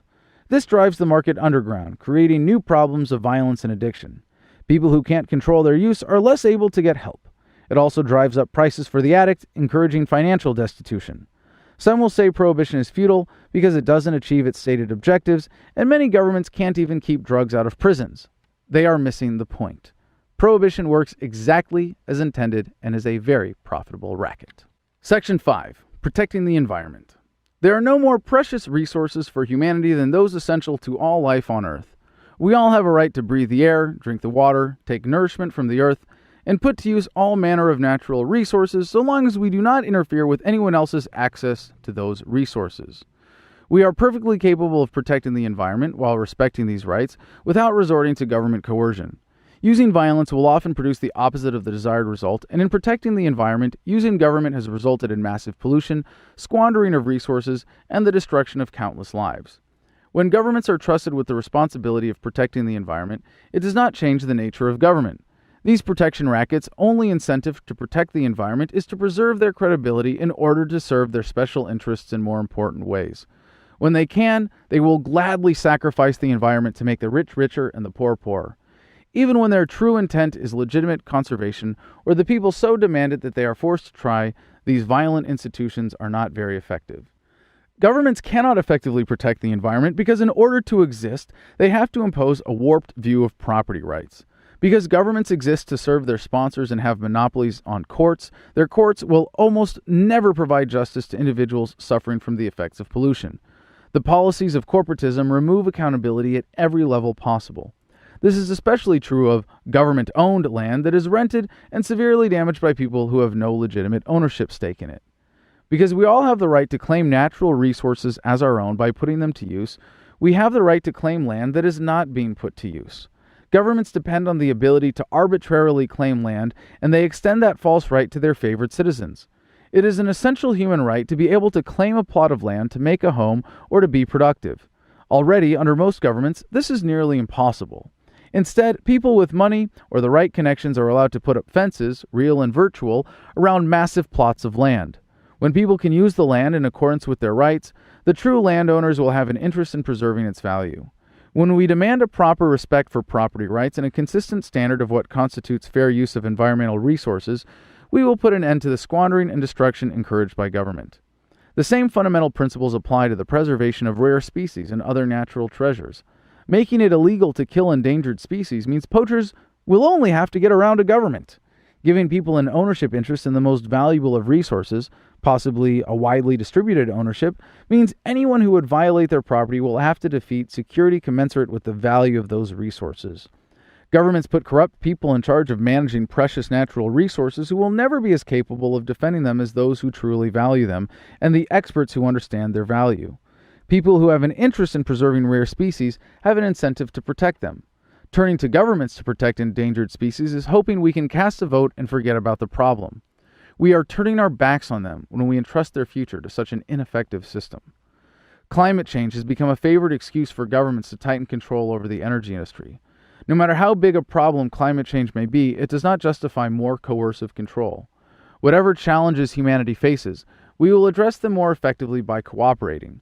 Governments are already experimenting with weather modification in ways that are harmful to the environment.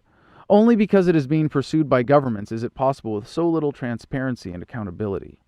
Many environmental issues are large and complicated, so most people are eager to avoid responsibility and trust governments to maintain access to clean food, air, and water. But even the problem of air pollution can be attributed to government subsidization of the oil, gas, and auto industries, especially by paying for the roads. If the cost of pollution in roads were not removed from the price of driving, we would have a natural incentive to develop technologies that avoid those costs, or at least deal with them more efficiently. Governments remove many natural incentives to develop cleaner and more efficient technologies. A free market system will provide for the optimal usage of natural resources and properly value them from the least to the most precious.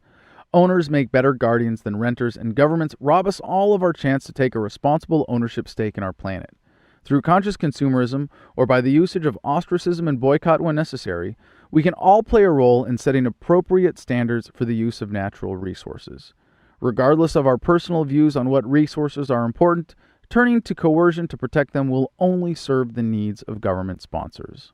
Section 6. Intellectual property. There is nothing more valuable than what we produce and hold in our minds. Every new idea is the product of many past innovators. We see further and invent more only because of those who propelled us forward, not by hoarding their ideas, but by sharing them. For true creators of ideas, it is extremely arrogant to claim responsibility for new ideas beyond the insignificant contributions we have made to the innovation of all those who have gone before us. But governments all over the world have stepped in to appeal to the egos of intellectuals and artists alike to create the most arrogant racket of all: intellectual property. Preventing people from copying ideas keeps them from improving on them and severely impedes human progress. In the development of new ideas or creative works, there is legitimate intellectual property, but only as a metaphor. By confusing this with real property, we invite the use of force against the free flow of ideas, and governments are happy to accept. This metaphor of intellectual property can be very important in the development of new ideas and in research and development. When ideas are held in secret through the exercise of property rights and contractual agreements, that is legitimate. When government force is used against ideas or data, that is a criminal violation of someone's real property rights. The concept of intellectual property as we know it today directly contradicts real property rights. If you own physical property and want to copy music on your computer, write down something someone else said in a notebook, or carve a stone into a wheel, you don't owe anyone for the use of ideas that you have used your own real property to recreate.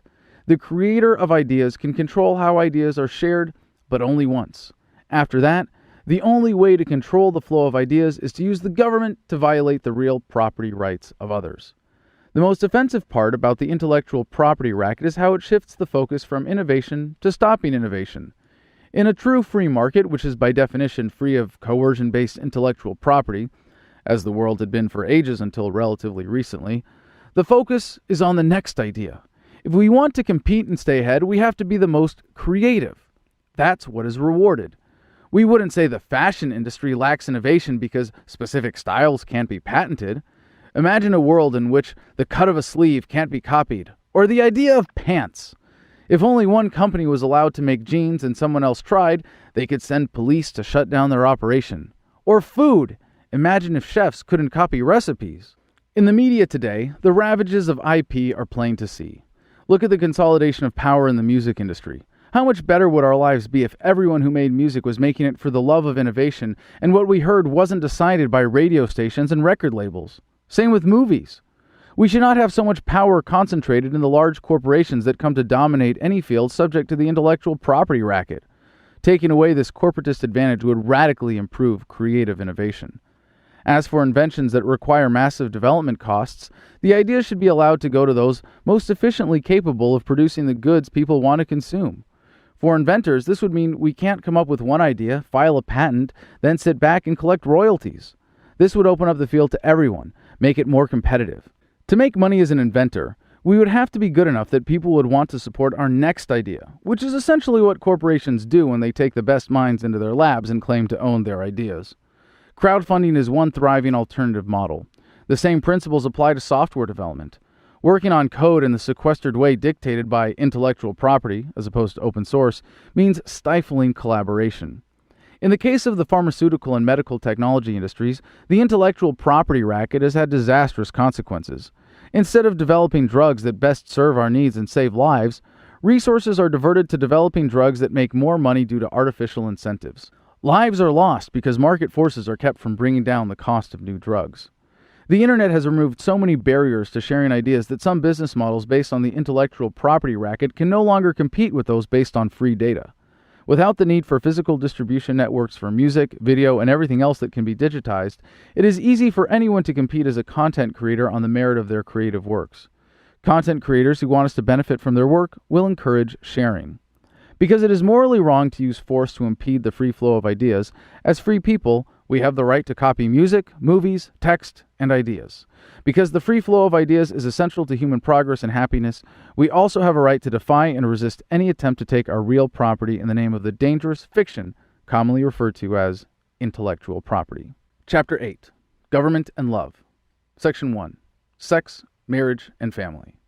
We shouldn't have to insist that our personal, romantic, and family relations be absolutely free of violence and coercion. We expect freedom in our relationships, but how we relate to the relationships of others is an entirely different matter. While many people want to help others have more fulfilling relationships, some simply want to exercise control over others and impose their values. This is where governments come in with their laws and their coercion. Because every law is backed up by the threat of force, every law aimed at controlling personal relationships is guaranteed to reduce their quality.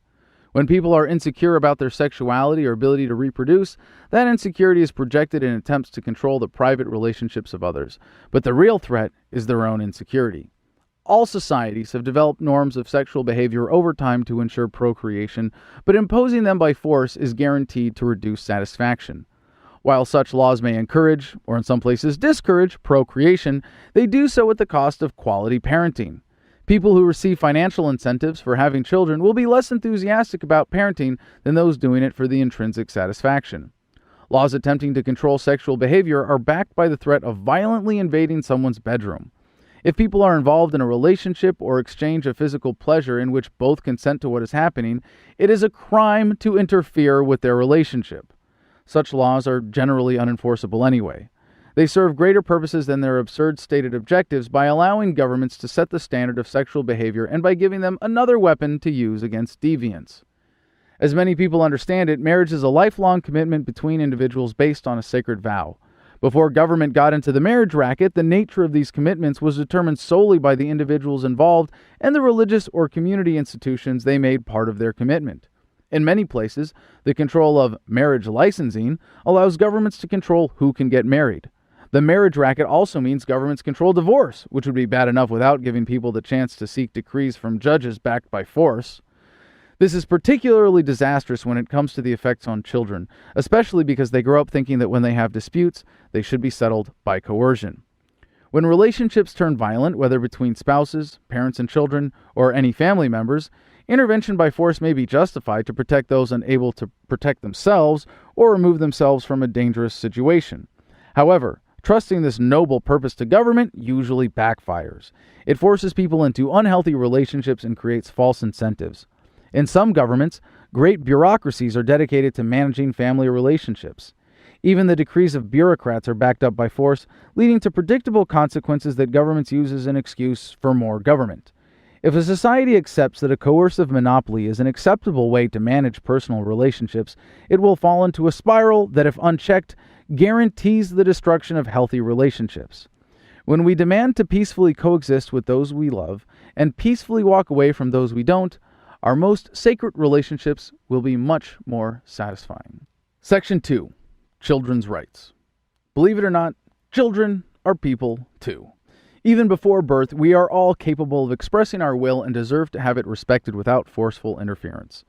Parents make up all kinds of excuses to make their job easier, but the most destructive are those that deny children these fundamental rights and claim children as the property of parents. A child is a person, not a piece of property. When a child is respected as a person, it is no longer acceptable to strike a child or violate their rights in any way. In no way does this diminish the extreme responsibility parents take on as guardians of those who are not yet capable of meeting their own needs for safety and security. Treating children like property might make a parent's job easier temporarily, but it stunts their psychological development and conditions them to be treated like property by other authority figures, which is exactly why governments encourage this behavior. Most governments create a legal framework around the idea that children are the property of their parents, or at least are not fully people until they attain an arbitrary age or legal status. This reinforces the idea that rights are merely privileges to be given or taken away by an authority. While parents take on a certain responsibility as caregiver, they have no right to deny the will of a child to the extent it is properly expressed. Parents are not justified in using government to help them enforce their false ownership of a child. Children know when they are being treated like property and tend to resist it. The best parents are those who raise their children with an understanding of the great responsibility of parenthood and establish relationships based on understanding and respect rather than the threat of force. Most parents have a genuine desire to ensure their children are educated, but the government takeover of the education industry has led to a sense of helplessness among parents.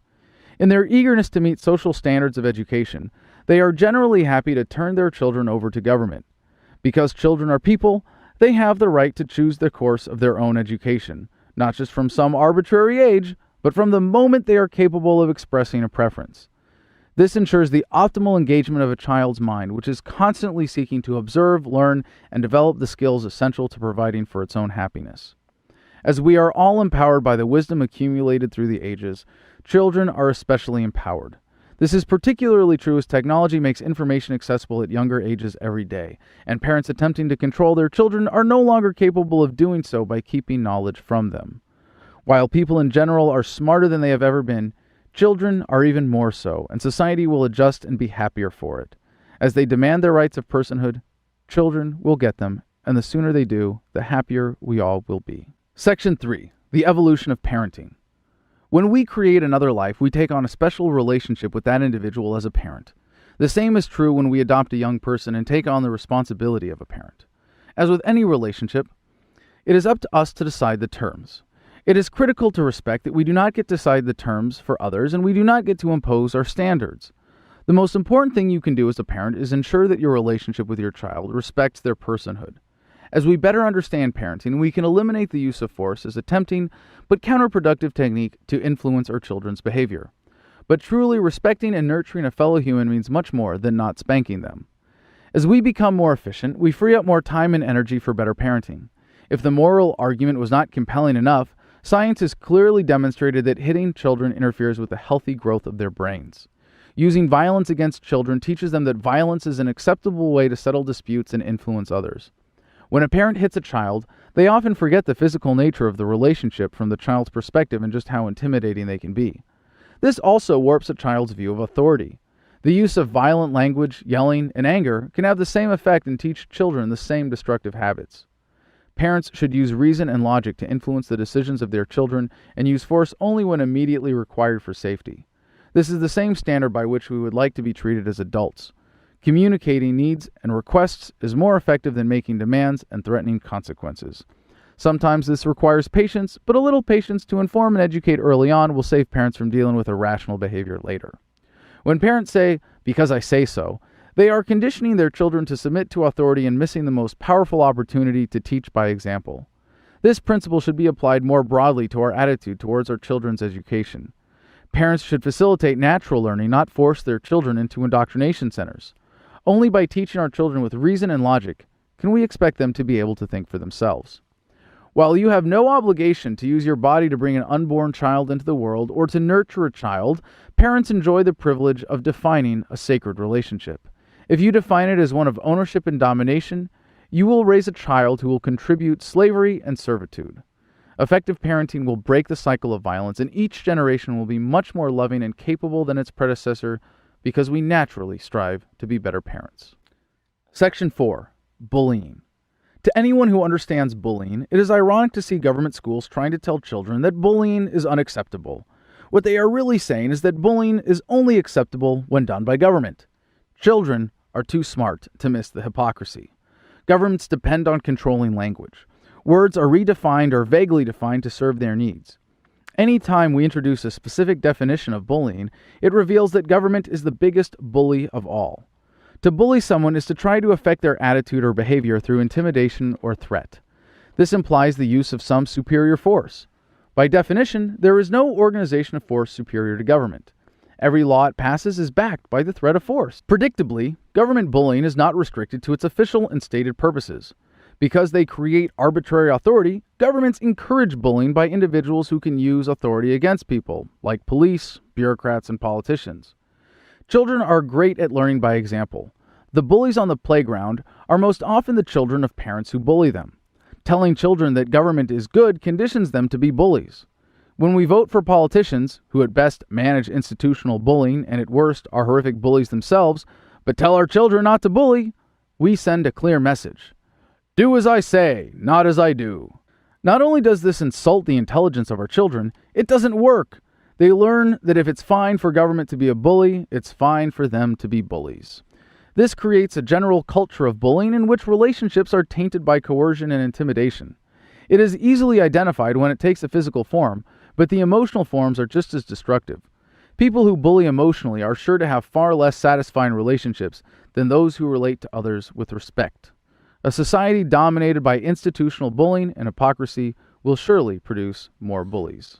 Section 5. Racism. Besides the problems of racism itself, there is a problem in the way the term is used to describe different things at different times and how it is used to stifle open conversation. We all judge each other and make decisions based on limited information. We develop groups and categories to more quickly evaluate people and decide how to interact with them. It would be an absurd denial of reality to say that racial differences don't matter, even though there are universal features of the human experience we all share. There is nothing wrong with acknowledging racial differences, celebrating them, making objective comparisons, or even making fun of those differences. Some would say that none of these cross the line into racism, but vague definitions often lead to suppression of open discussion in the name of political correctness and deceptive political action. When racism is used to single people out based on our judgment of their groups rather than judging them as individuals, it is detrimental. We have the right to choose our associations for whatever reasons we like, but judging an individual as a member of a collective as superficial as race keeps us from enjoying the full potential of our relationships. Unfortunately, simply expressing preference is not enough for some people, so they look for ways to impose their judgments on others, whether positive or negative. This is where governments step in to take advantage of racism. Using any judgment about a person to justify an act of force against them is wrong. Racism happens to be a very common justification and one of the most vile because it denies people their individuality in the mind of the racist who sees them only as a member of a collective. Our tendency to evaluate people by race provides governments with another opportunity. All we need to do is look at a map of the world to see that the forced collectives formed by governments generally reflect racial groups. What is not so obvious is how governments stoke racism through nationalism. Historically, racism has been used as motivation for the most catastrophic violent atrocities. All racial judgments are subjective evaluations, but when a judgment of superiority is combined with a government's belief that it owns everyone in its territory and can engineer society by violence, mass murder is often the result. Whether done by governments or individuals acting on their own, to steal from, assault, or kill someone is to govern them. Widespread violence by individuals or small groups motivated by racism are just as wrong as racist wars or purges, but much easier to deal with when all of that racism is violently institutionalized in government. Governments use racism as justification for all kinds of policies that further entrench the practice of evaluating people by race. Some governments do this with policies intended to reverse racism, which tend to have the same disastrous effect as welfare, but targeted to a specific race. The super-rich especially appreciate racism because the artificial divides it creates are a convenient distraction from the genuine divides between the super-rich and the rest of us. Governments use racism to keep us divided and conquered. Chapter 9. True Personal Freedom. Section 1. Emotional Slavery. As free, beautiful, independent people, our greatest gift besides life itself is our emotional freedom. No one can tell us what to think or how to feel. But if only it were so simple. Our emotions are critical to how we deal with the world and how we relate to each other. Without negative emotions, positive emotions are almost meaningless, but we can choose if we want to dwell on the positive or the negative. We cannot control our immediate emotional reactions or deny that they exist, but they provide openings for manipulation by others.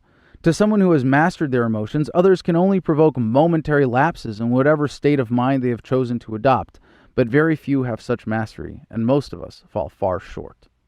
Invoking emotions in others is a powerful way to control those who allow themselves to be manipulated.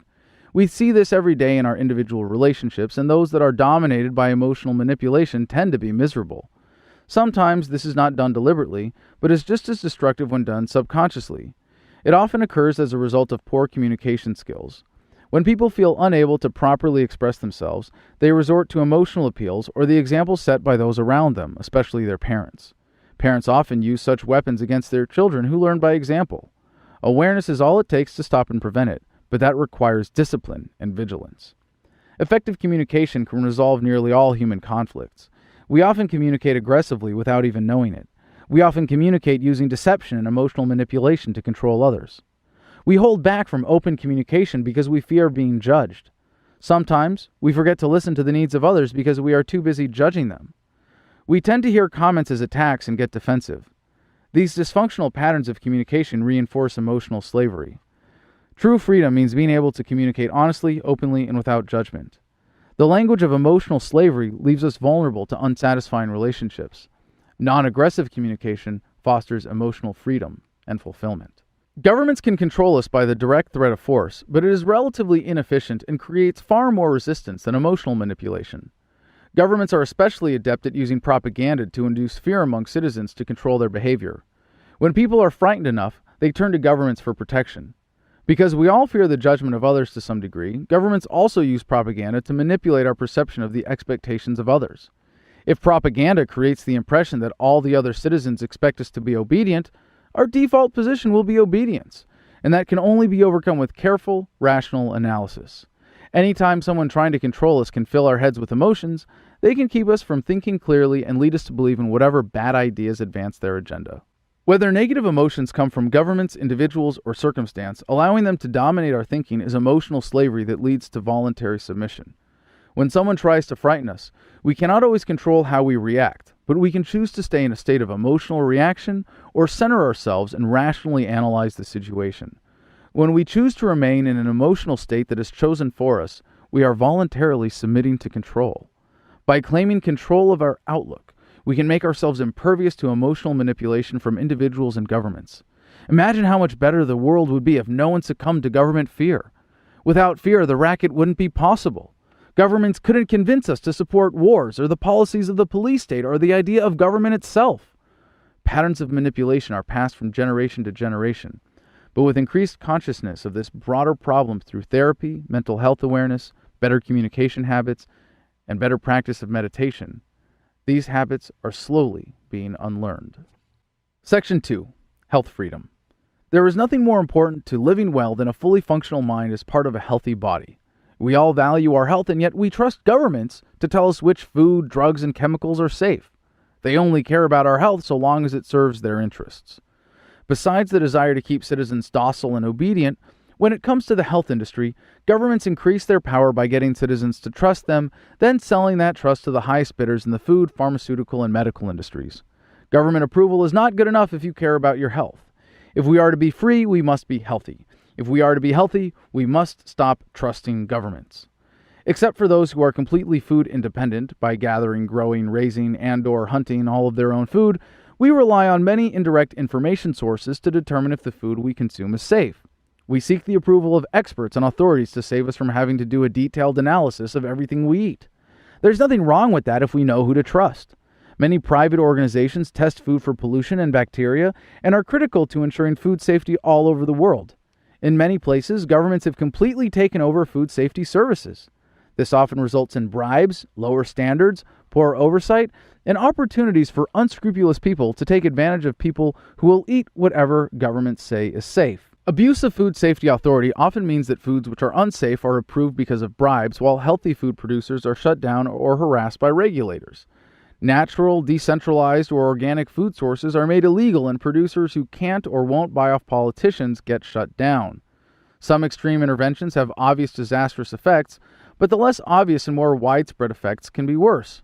When foods are subsidized, the market is distorted, and industrialized crops become much cheaper, crowding healthy foods out of the market. The detrimental effect on the health of poor people who have no choice but to eat the subsidized food is immeasurable. A relatively new intrusion in the food industry is the regulation, or more importantly, protection from liability, related to genetically modified food production. Genetically modified organisms, GMOs, have great potential. We can now alter the genetic properties of so many living things to better meet our needs. However, this technology comes with many dangers, like making food less safe, polluting non-GMO crops, and throwing ecosystems out of balance. Because this technology is being pursued by massive corporations already adept at bending governments to their purposes, we suffer the consequences of the unsafe side effects of this technology without the chance to hold producers liable. Conscious consumerism can address these problems, but as long as we trust governments to decide what is safe, we don't stand a chance against dishonest producers. When governments are used to control pharmaceuticals, many life-saving drugs are kept away from people until their manufacturers can navigate the approval process. Many unsafe drugs are approved because the regulators have been bought off. Due to subsidization of the pharmaceutical industry, patients are encouraged to turn to pills when much more effective but less profitable cures are available. Doctors who are protected from accountability and paid to push prescriptions will sacrifice the health of their patients for profit.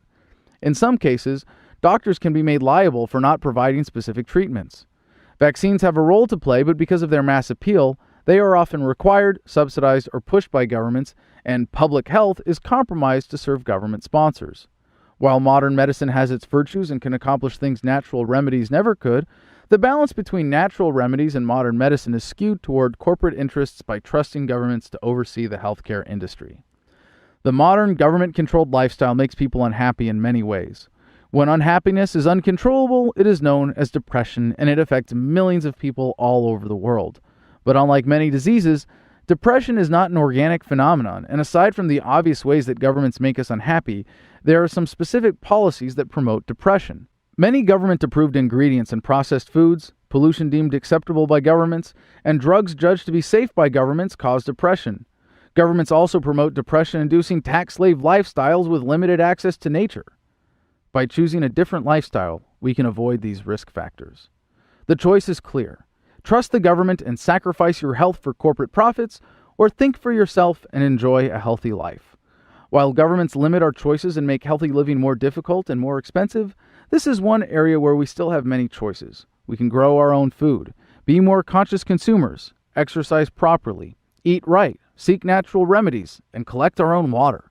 We can opt out of the unhealthy lifestyles promoted to keep us enslaved. Choosing to be unhealthy and susceptible to chronic diseases makes you more dependent on modern medicine. In the long run, investing in your health pays off by helping avert chronic disease. If you can't be healthy, you can't be free. Section 3. Work freedom. Because governments exist to serve the needs of their sponsors, they often herd people into tax slave jobs that make them miserable. This is achieved through education and propaganda, but also by more direct means like taxation, incentives, and impeding creation of small businesses.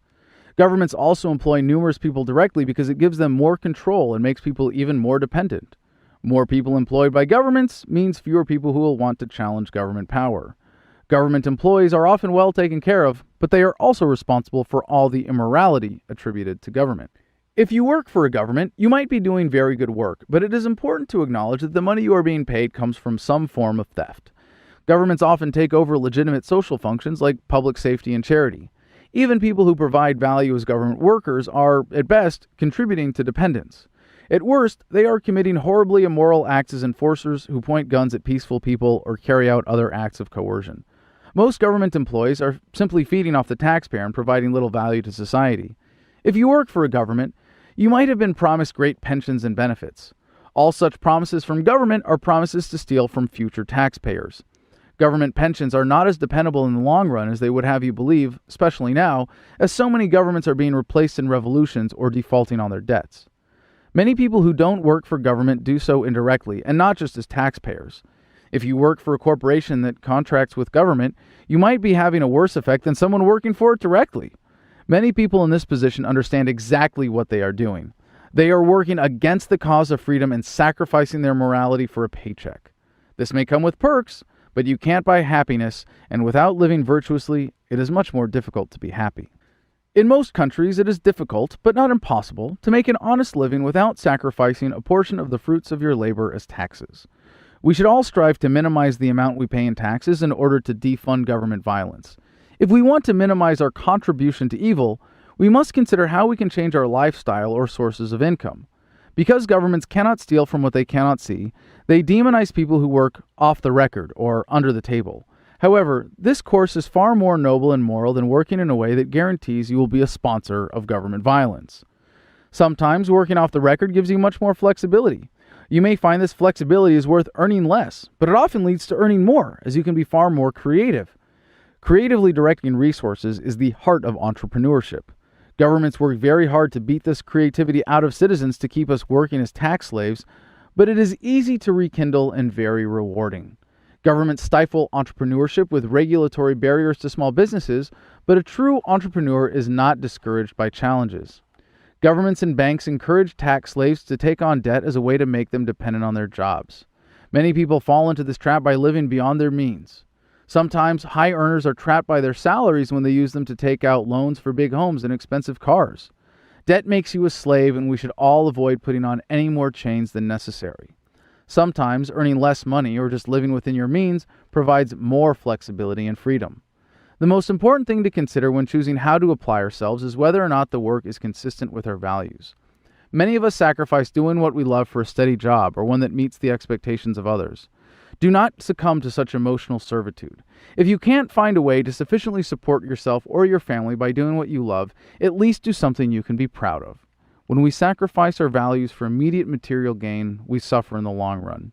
Assert your freedom by applying yourself to what you love. Section 4. Happiness causes freedom. If we don't know how to be happy, what's the point of being free? What good is it to live in a free society, in a free country, or a free world if we are so emotionally crippled that we are incapable of enjoying it? Why would we struggle to escape the oppression of police, parliaments, and presidents, if only to remain enslaved to fear and insecurity? Many of us would assume freedom should lead to happiness, but that does not correctly describe the relationship. The way most of us understand freedom and happiness is backwards. Happiness is not the result of freedom. Happiness causes freedom. Do we need freedom to be happy? Most certainly not. Happiness is not pursued, captured, beaten over the head with a club, and hauled home to be enjoyed forever and ever. It is often pointed out that money can't buy happiness. Money can buy happiness only to the point at which money can no longer buy independence. But even that independence is based on an illusion of external conditions. The most successful people, by any measure, are as prone to misery and depression as anyone. Looking at the modern world and antidepressant consumption, we might conclude that wealth causes depression.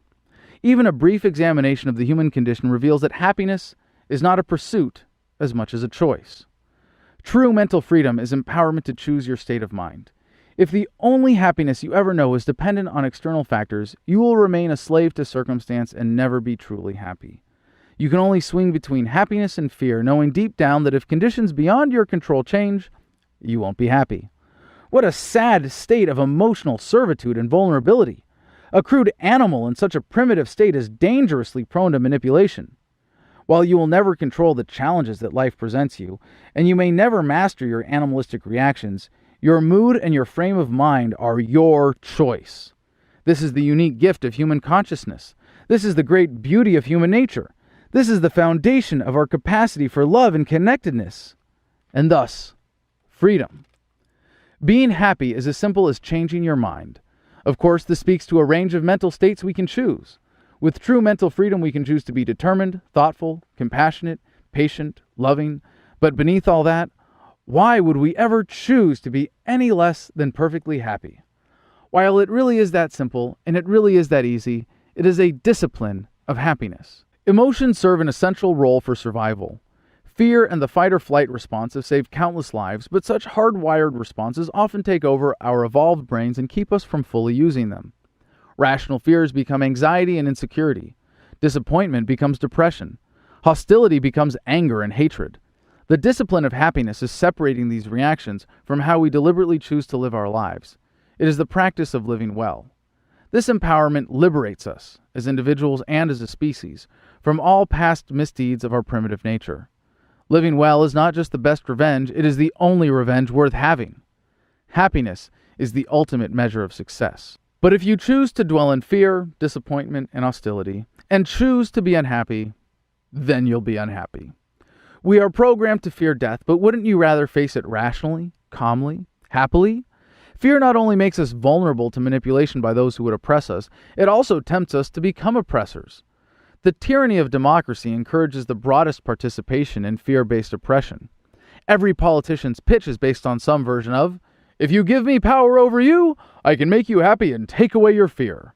In the act of voting, we are not choosing leaders for ourselves, we are trying to impose our choice of leaders and fears on others. Instead, we should seek to be the alphas of our own lives. Someone who is truly emotionally free has no need for imposed external authority. The people who are the driving force behind statism are not happy, and truly happy people are not very political. The freedom movement is not a political movement. It is an anti-political movement. A truly happy person can appeal to the better nature of fellow human beings, can meet them with peace and persuasion, and displace coercion with voluntary relationships and self-government based on self-ownership. A person who knows their own capacity as a free, beautiful, independent person will never say, "But what will people think of me?" A person who can be happy in any situation will never say, "But what if I lose my job?" A person who knows self-discipline will never say, "But what if the sacrifice is too great?" The compassion of a truly happy person will say, "How could I possibly not share my joy and let some poor victimizer continue in the misery of oppressing others?" Only a mental slave will hate their oppressors. A free mind will pity them and seek to share joy with those who are deficient in love. We should not fight oppression or struggle for liberation, but rather empower those who have succumbed to mental slavery. The greatest weapon against tyranny is a mind that refuses to submit to manipulation. If we want to be warriors for truth, soldiers for justice, and champions of freedom, we must first attain the discipline of happiness and a great capacity for living in love. Be the master of your own mind. Choose your demeanor at all times. Never meet a fellow person with force or coercion. Strive to live by reason. Smile because you're alive. Remember, happiness is the ultimate act of defiance. Chapter 10, The Future of Freedom. Section 1, The Asymptote. This is a very interesting time to be alive. We are coming to, if not already in the middle of, a crucial turning point in human history. Technology has always followed an exponential growth curve. It may have taken millions of years of gradual development to get to where we are today, but now development is rapidly accelerating. It's true that exponential curves never quite get vertical, but the curve of human progress is approaching the point at which it might as well be. That point can only be described as the asymptote of humanity, and it is nearly upon us. All aspects of our lives that can be driven by technology will be accelerating so fast that we won't be able to tell if the lines are vertical or not. The amount of change that occurred in the last several million years will soon be happening on an annual basis, and then on a daily basis, and then on an hourly basis, and then we will have hit the asymptote. Technology has already radically altered the human experience. We tend to take it for granted, but our lives today are radically different from those of just a generation ago. In another generation's time, they will be even more radically different. While there is the underlying curve of all technological development, we can now see it following the development of computing power, which follows a clear exponential curve. Overall productivity, life expectancy, transportation capabilities, and so many other crucial aspects of our lives are now driven by this curve. We will soon have computers smarter than us. Some would say we already do. This new era of human existence brings great possibility and empowerment in ways we cannot imagine, in ways most people today can't even see how they're disempowered. Governments depend on our acceptance of coercive systems, but technology is already empowering millions of us to form more effective voluntary associations. How will you convince someone to go to war and kill strangers that they can easily communicate with on the internet? How will you convince someone that forced welfare is necessary when the average person can support a family for life by working for just a year? How will you convince someone to accept control by force once we have figured out the peaceful ways to accomplish everything people used to think required governments? In many ways, technology is already rendering governments obsolete, but that process is about to take off. Just using technology automatically leads to individual empowerment and will inevitably lead to greater freedom. Unfortunately, governments have always known this and sought to control technology. They have spent obscene amounts of money to ensure their technological capabilities are always one step ahead of the rest of us. This may be futile in the long run, but only if we wield technology appropriately. If we hit the asymptote before we banish statism altogether, we run the risk of this technology being used for destructive ends. We already live under the shadow of nuclear annihilation, but even more dangerous technologies are on the horizon. All technology is fundamentally empowering. The only question is to whom and to what ends. The profusion of cameras is scary when governments use them to monitor citizens, but it's exciting when it offers new tools for accountability and can be used to stop real criminals. Identification chips in our bodies are scary if governments can use them to cut us off, but they are empowering when used to better control the technology around us. Computers in our brains are scary if government spy agencies can read our thoughts, but they also have the potential to make us smart enough to not need governments at all. You might think, as exciting as all this sounds, most of us won't live to see it. Fortunately, medical technology is also driven by computing power, and therefore, so is life expectancy. If you are young and healthy today, by the time you reach age 100, we will have probably figured out the cures for all the diseases that 100-year-olds die from. Maybe by the time you're 200 years old, we will have figured out the cures for all the diseases that 200-year-olds die from. Human life expectancy has been increasing in line with technological developments, and to beat old age forever, we only have to make it to the point at which life expectancy is increasing more than 1 year per year. That could be a lot sooner than you think. We can see some technologies on the horizon and predict their impact. Cryptocurrency or other decentralized digital money will render government money irrelevant. Self-driving cars are right around the corner, but their impact will be insignificant compared to the inevitable leaps forward in our concept of personal transportation when flying drone taxis are possible. Maybe we'll have little helicopters that drop down luxurious cabins on a cable that we can summon at will. Flying drones are already showing great potential, at least when governments stop using them to kill and allow them to deliver food instead. 3D printing will soon allow for complex manufacturing at home, and we may soon have metal and plastic on tap the way we now enjoy water, gas, electricity, and data. Imagine what we will be capable of when molecular 3D printers are small enough to fit on our fingertips and can be controlled with the computers in our brains. It seems personal energy independence is now inevitable. What happens when we can print rocket ships in our backyards? It seems like we're fighting over the silliest of stuff while the human experience is being radically altered. We're not just rearranging deck chairs on a sinking ship, we're shoving people out of the lifeboats. As we approach the asymptote, it is important that we come together in peace and harmony to use technological empowerment for good. It is crucial to spread awareness, empowerment, and the message of freedom. We may not be able to change the destiny of humanity, but we will enjoy shaping this beautiful process much more than just going along for the ride. Section 2. The Internet Effect. The most important modern technology that will help us bring about a voluntary society is already flourishing: the Internet. Many people described it as revolutionary when the Internet forever changed the way we communicate, shop, navigate, and research. And it was. But that was just the beginning. The Internet is still in its infancy and rapidly evolving. Society is just starting to feel its effects. Governments understand the threat of the Internet and have made various attempts to control it. Some large governments have already gone to great lengths to curb its impact, but this is a losing battle. However, we must remain vigilant to any attempts to stifle the free flow of information to ensure this most powerful tool can be fully utilized as a force for positive change. Simply as a tool to increase productivity, the Internet is an unstoppable force.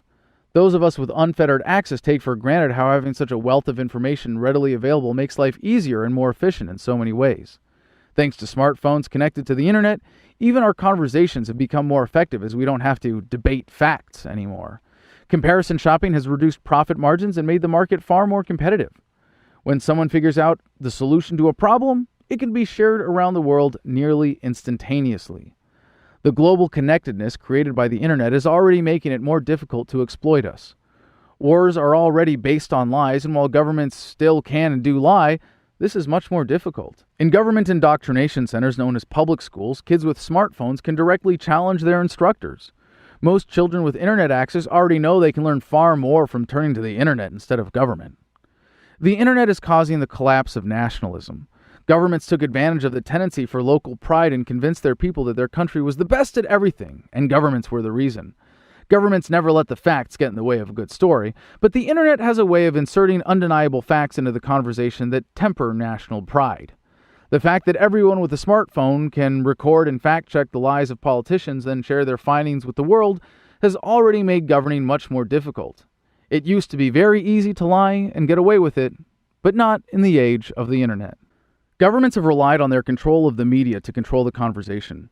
This includes everything from keeping facts away from us to distorting irrepressible stories. In the age of the Internet, control of the conversation has been decentralized. Anyone with a story to tell or facts to share can get online and challenge the official narrative. In order to maximize the benefit of the Internet, it is important to support independent media. Centralized control of the conversation is also being rapidly eroded by the phenomenon of sharing through social networks. No longer does a central authority decide what information is important. This is not just a new sharing of values and perspectives, but a new filter for relevance. Many large governments have sought to control the Internet because they know that shutting it down entirely, now that we are aware of its benefits, is impossible. They will always exercise as much control as they can, and it is quite efficient because they can control the internet through central hubs. Soon, these types of controls will no longer work because the internet will be decentralized, but governments can poison the conversation in many other ways. One of the internet's greatest assets is its ability to capture a broad reaction in public comment sections. Governments hire people to sit behind computers all day with multiple false identities to get us to think, for example, that everyone loves something that government just did. While governments have no problem stealing the money necessary to hire armies of spammers, some have invested in sock puppet software so one person can swarm a conversation with multiple fake profiles. To use this in any capacity is a fraud, but because governments are based on the fraud that we need them in the first place, it makes perfect sense that they would have an interest in this technology. As the internet continues to evolve, the sock puppets might be filtered out, but not without a degree of vigilance from those who value the integrity of the conversation. Sometimes for worse, but overall, much more often for better, the anonymity of the internet allows us to say things we might be afraid to say in real life. The therapeutic effect of this cannot be underestimated, as millions have already benefited from support communities that were impossible before the internet. We can challenge the status quo in ways never imagined and speak out without fear of retribution. This should inspire us to be more conscious consumers of information. Governments depend on lies and deception to maintain their rackets, but now we have the truth button at our fingertips. Section 3. The Paradigm Shift. The current global paradigm of social organization is statism. Statism is based on a central authority, rule by force, and subservience to the collective or ruling class. It is coming to an end as we wake up to a new freedom paradigm based on human rights, nonviolence, and self-ownership. This transition from the paradigm of statism to the paradigm of freedom is the most important paradigm shift in human history. We are very fortunate to be living at such an exciting time. Because the statist paradigm results in violence, suffering, exploitation, and the stifling of potential, the freedom paradigm will bring prosperity, happiness, harmony, and a new phase of human existence. There have been similar fundamental turning points before. Learning how to manipulate fire changed our lives forever. The rise of complex language made society itself possible. Mastery of agriculture was a major turning point. The Industrial Revolution could be placed on this scale. Maybe the rise of computers and internet access in our daily lives was a turning point. In another 1,000 years, it might be looked back on as just another primary shift in the human experience. However, there is something fundamentally different about the paradigm shift to freedom because it lays the foundation for the realization of so much more of our untapped potential. For the paradigm shift to occur, it has to be embraced by a critical mass of people. We are rapidly approaching the tipping point at which statism will be untenable, not just because the institutions are unsustainable, but because we are rising up and demanding our rights. This is not just a process of education, but also of inspiration. Because they fear the transition, some will rationalize their slavery despite knowing that they will be better off when free. Toppling governments will not be helpful if self-government is not first embraced and demanded. The shift requires a deeper understanding of what it means to be a free, beautiful, independent person. How will this paradigm shift shape society? Should we ask for gradual abolition? Should the beneficiaries of the current system be compensated? Should we ask for some justice while tolerating some injustice?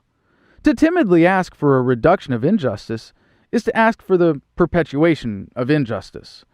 Dismantling governments as peacefully as possible will take work, but we should demand no less than absolute freedom. When this paradigm shift is complete, asserting that governments are necessary will be as laughable as asserting that the flat earth is the center of the universe.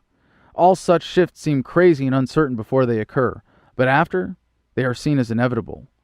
The relevant trends already indicate that creating a peaceful, voluntary world without government is our destiny. Section 4. Education, Activism, and Agorism. Achieving a free society requires a great deal of education.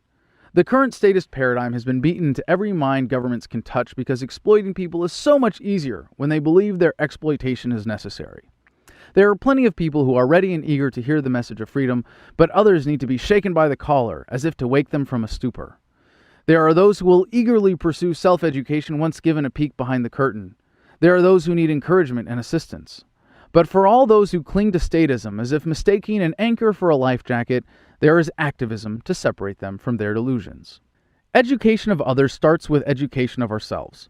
To be advocates for freedom, we don't need to be academic experts, but it helps to have a complete grasp of the message. It helps to have a thorough understanding of how statism affects those around us. This is not just researching, but listening and observing in order to point out the most relevant, immediate, tangible benefits of increasing freedom. Do not underestimate the significance of studying economics to understand the destructive consequences of governments. Be prepared to relate economic principles to real needs. We must be as careful about what we put in our brains as our bodies. Education in the name of freedom can take many forms. Sometimes it's as simple as sharing a thought in conversation or an important news story on the internet. If we find satisfaction from such efforts, there is nothing wrong with keeping it simple. In fact, one-on-one conversations are often the most important factors in changing how someone thinks. Of course, education includes flyering, blogging, writing books, making art, hosting events, certain elements of running for political office, making speeches, standing on a street corner with a bullhorn or a sign, writing letters, organizing petitions, graffiti, hanging posters, media production, chalking, skywriting, picketing, protesting, or just wearing a button to start a conversation.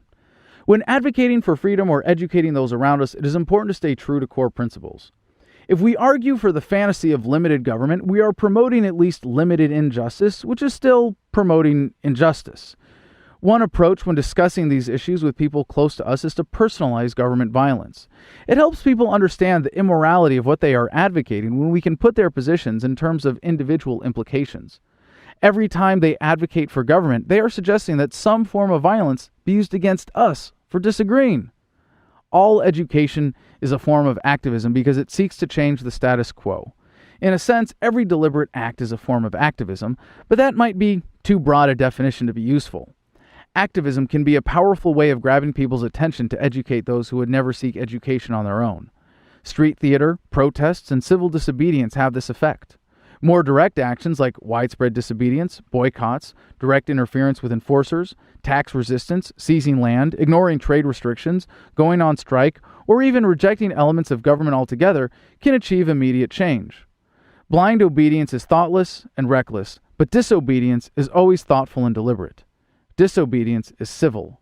Obedience is uncivil. It's easy to talk about the ideal of a voluntary society, but it takes some effort to actually create one. Fortunately, it is already happening all around us in our daily lives. Did you point guns at people or threaten them with violence today, or did you only initiate non-coercive interactions?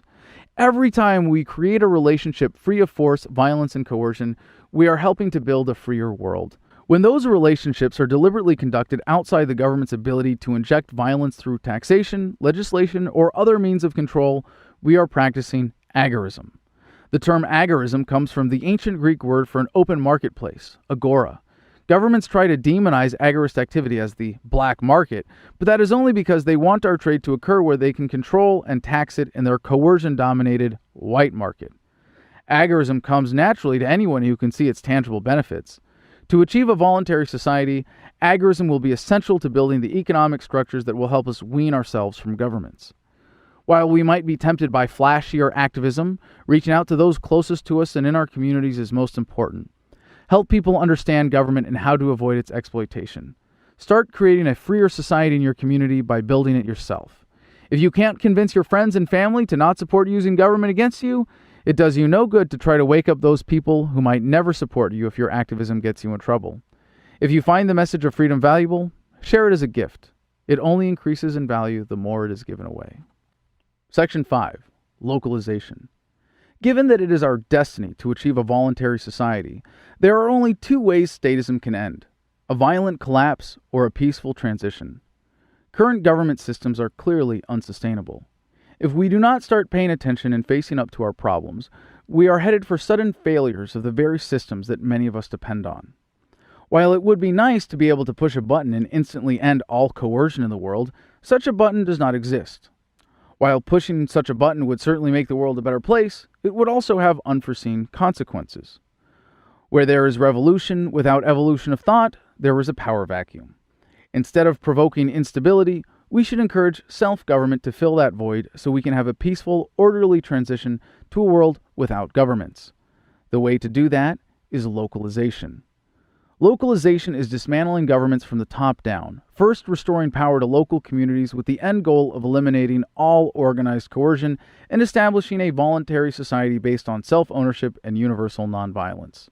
In many places, governments provide the best means available to achieve this through existing subdivisions in the electoral process. In some places, localization will be most effective when central governments are simply overthrown, but it must be done with a clear rejection of any central government, not just to replace it with another. Localization appeals to people who don't quite support freedom, but simply want a greater say in how they are governed. The more local government is, the more relevant the voice of the individual. Under most governments today, even those with robust democracies, individual voters know their influence is usually insignificant. The global call to localize will unite people of all political persuasions, except for those who want global government.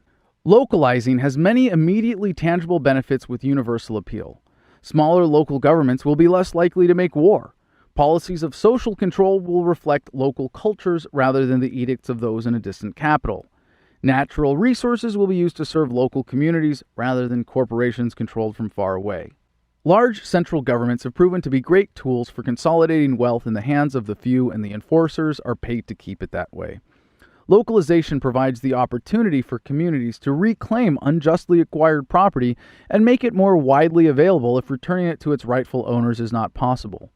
This is especially important for land that has been sequestered but can be made available for homesteading and other productive purposes. The alternative to localization is to fight inch by inch, law by law. If we adopt this strategy, we will continue to lose ground as politicians pat us on the head for engaging in the political process while they laugh and take another mile behind our backs. We will not achieve a free society by begging governments for freedom.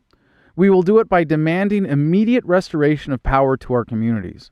The first places to embrace this strategy will lead the world toward freedom.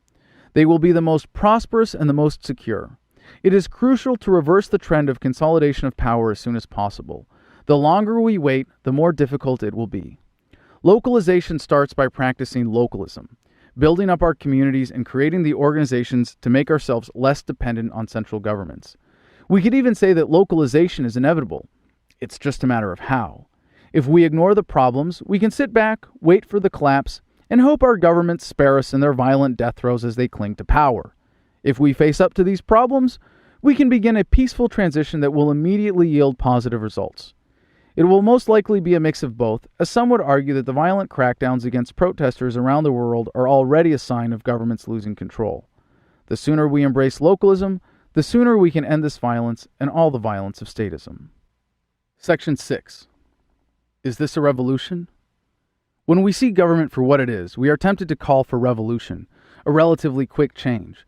The transition to a truly free society will not happen overnight, nor should it. Clearly, this is an evolutionary process, not a revolutionary one. As we have seen in the past, revolutions without changes in the paradigm have resulted in more of the same. In some places, revolutions will be necessary. Hopefully, they will be backed with sufficient wisdom to avoid turmoil, violence, and the creation of new governments. The point of the message of freedom is not simply to abolish all governments, but to abolish all tolerance for being governed. Given the rapidly accelerating pace of information, the shift from the statist paradigm could happen relatively quickly, but building a new society will take years, if not decades, or even centuries. The shift will not be smooth. Governments all over the world are already violently suppressing insurrections, censoring critical information, and silencing activists with incarceration. In some places, it will be worse than others. In some places, it will be quicker than others. When we see how people in other areas benefit from embracing the message of freedom, there will be a cascading effect. There may be revolutions within this global process, but this is far greater than any revolution. The transition to a free society, once begun deliberately by a critical mass of people, will be an evolutionary turning point bigger than anything that could be called a revolution.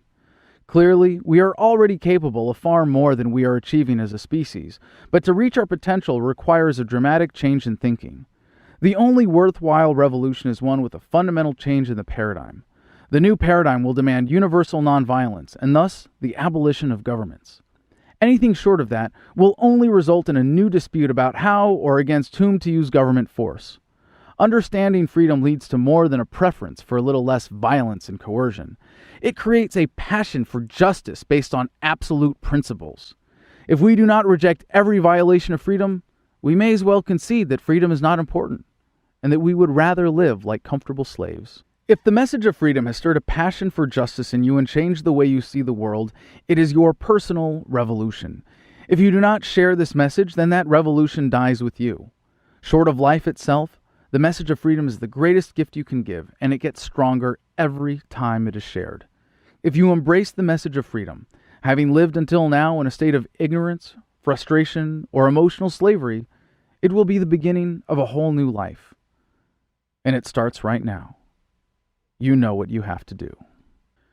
Afterward. If I've learned one thing from all the interactions of my entire life, it is that there is a universality of the human experience. We all want to live peacefully. We all want fair treatment. We all want to be able to prosper. We all need freedom. We all need love. We all suffer under statism. Governments want us to identify as citizens, but we are much more than mere subjects of protection rackets. Please take this message as a gift. By asserting its value, you give me the greatest appreciation possible. Please share it with someone and use it to start a conversation. I hope it has sparked a passion in you. I hope you will show your appreciation by supporting my efforts to further these ideas and spread this message. If this book is not the perfect outreach tool, write your own. Feel free to borrow ideas, language, or exact words from this book. Share the message and help build a free world. The contents of this book will never be restricted by any claims of intellectual property. You can rip it, copy it, rewrite it, criticize it, broadcast it, burn your copies of it, translate it, misrepresent it, and profit from it. I will not stop you. But now that you've finished the book, please consider showing your appreciation by helping to pay for it. This book is available to millions at no cost in print and in every electronic format possible, in every language possible, because of the support of people like you. If you would like to donate specifically to the cause of promoting this book, simply designate your donation for book promotion by letting us know. If you'd like to buy print copies in bulk, please let us know your needs. I am available to discuss the ideas in this book online at forums.adamversustheman.com or in person by request via email at adam@adamversustheman.com. For more information, to show your support with a donation, and to find out how you can help spread the message, please go to adamversustheman.com/freedom. About the author. Adam Kokesh joined the U.S. Marines at age 17 and volunteered for combat duty in Iraq in 2004. This critical experience showed him that war is a racket and led him to deeply question his most cherished statist beliefs. He first rose to fame as an anti-war activist before branching out into other areas, often taking action too risky for other activists. In 2010, he became an independent journalist as Adam versus the Man. He has been arrested and gone to jail dozens of times standing up for his convictions. He began writing Freedom while caged in Washington, D.C. While he has inspired millions with his speeches, videos, and civil disobedience, his greatest contribution to the cause of freedom is the concept of localization as a way to overcome statism and achieving a free world. To learn more, please go to adamversustheman.com. This has been Freedom, written and read by Adam Kokesh.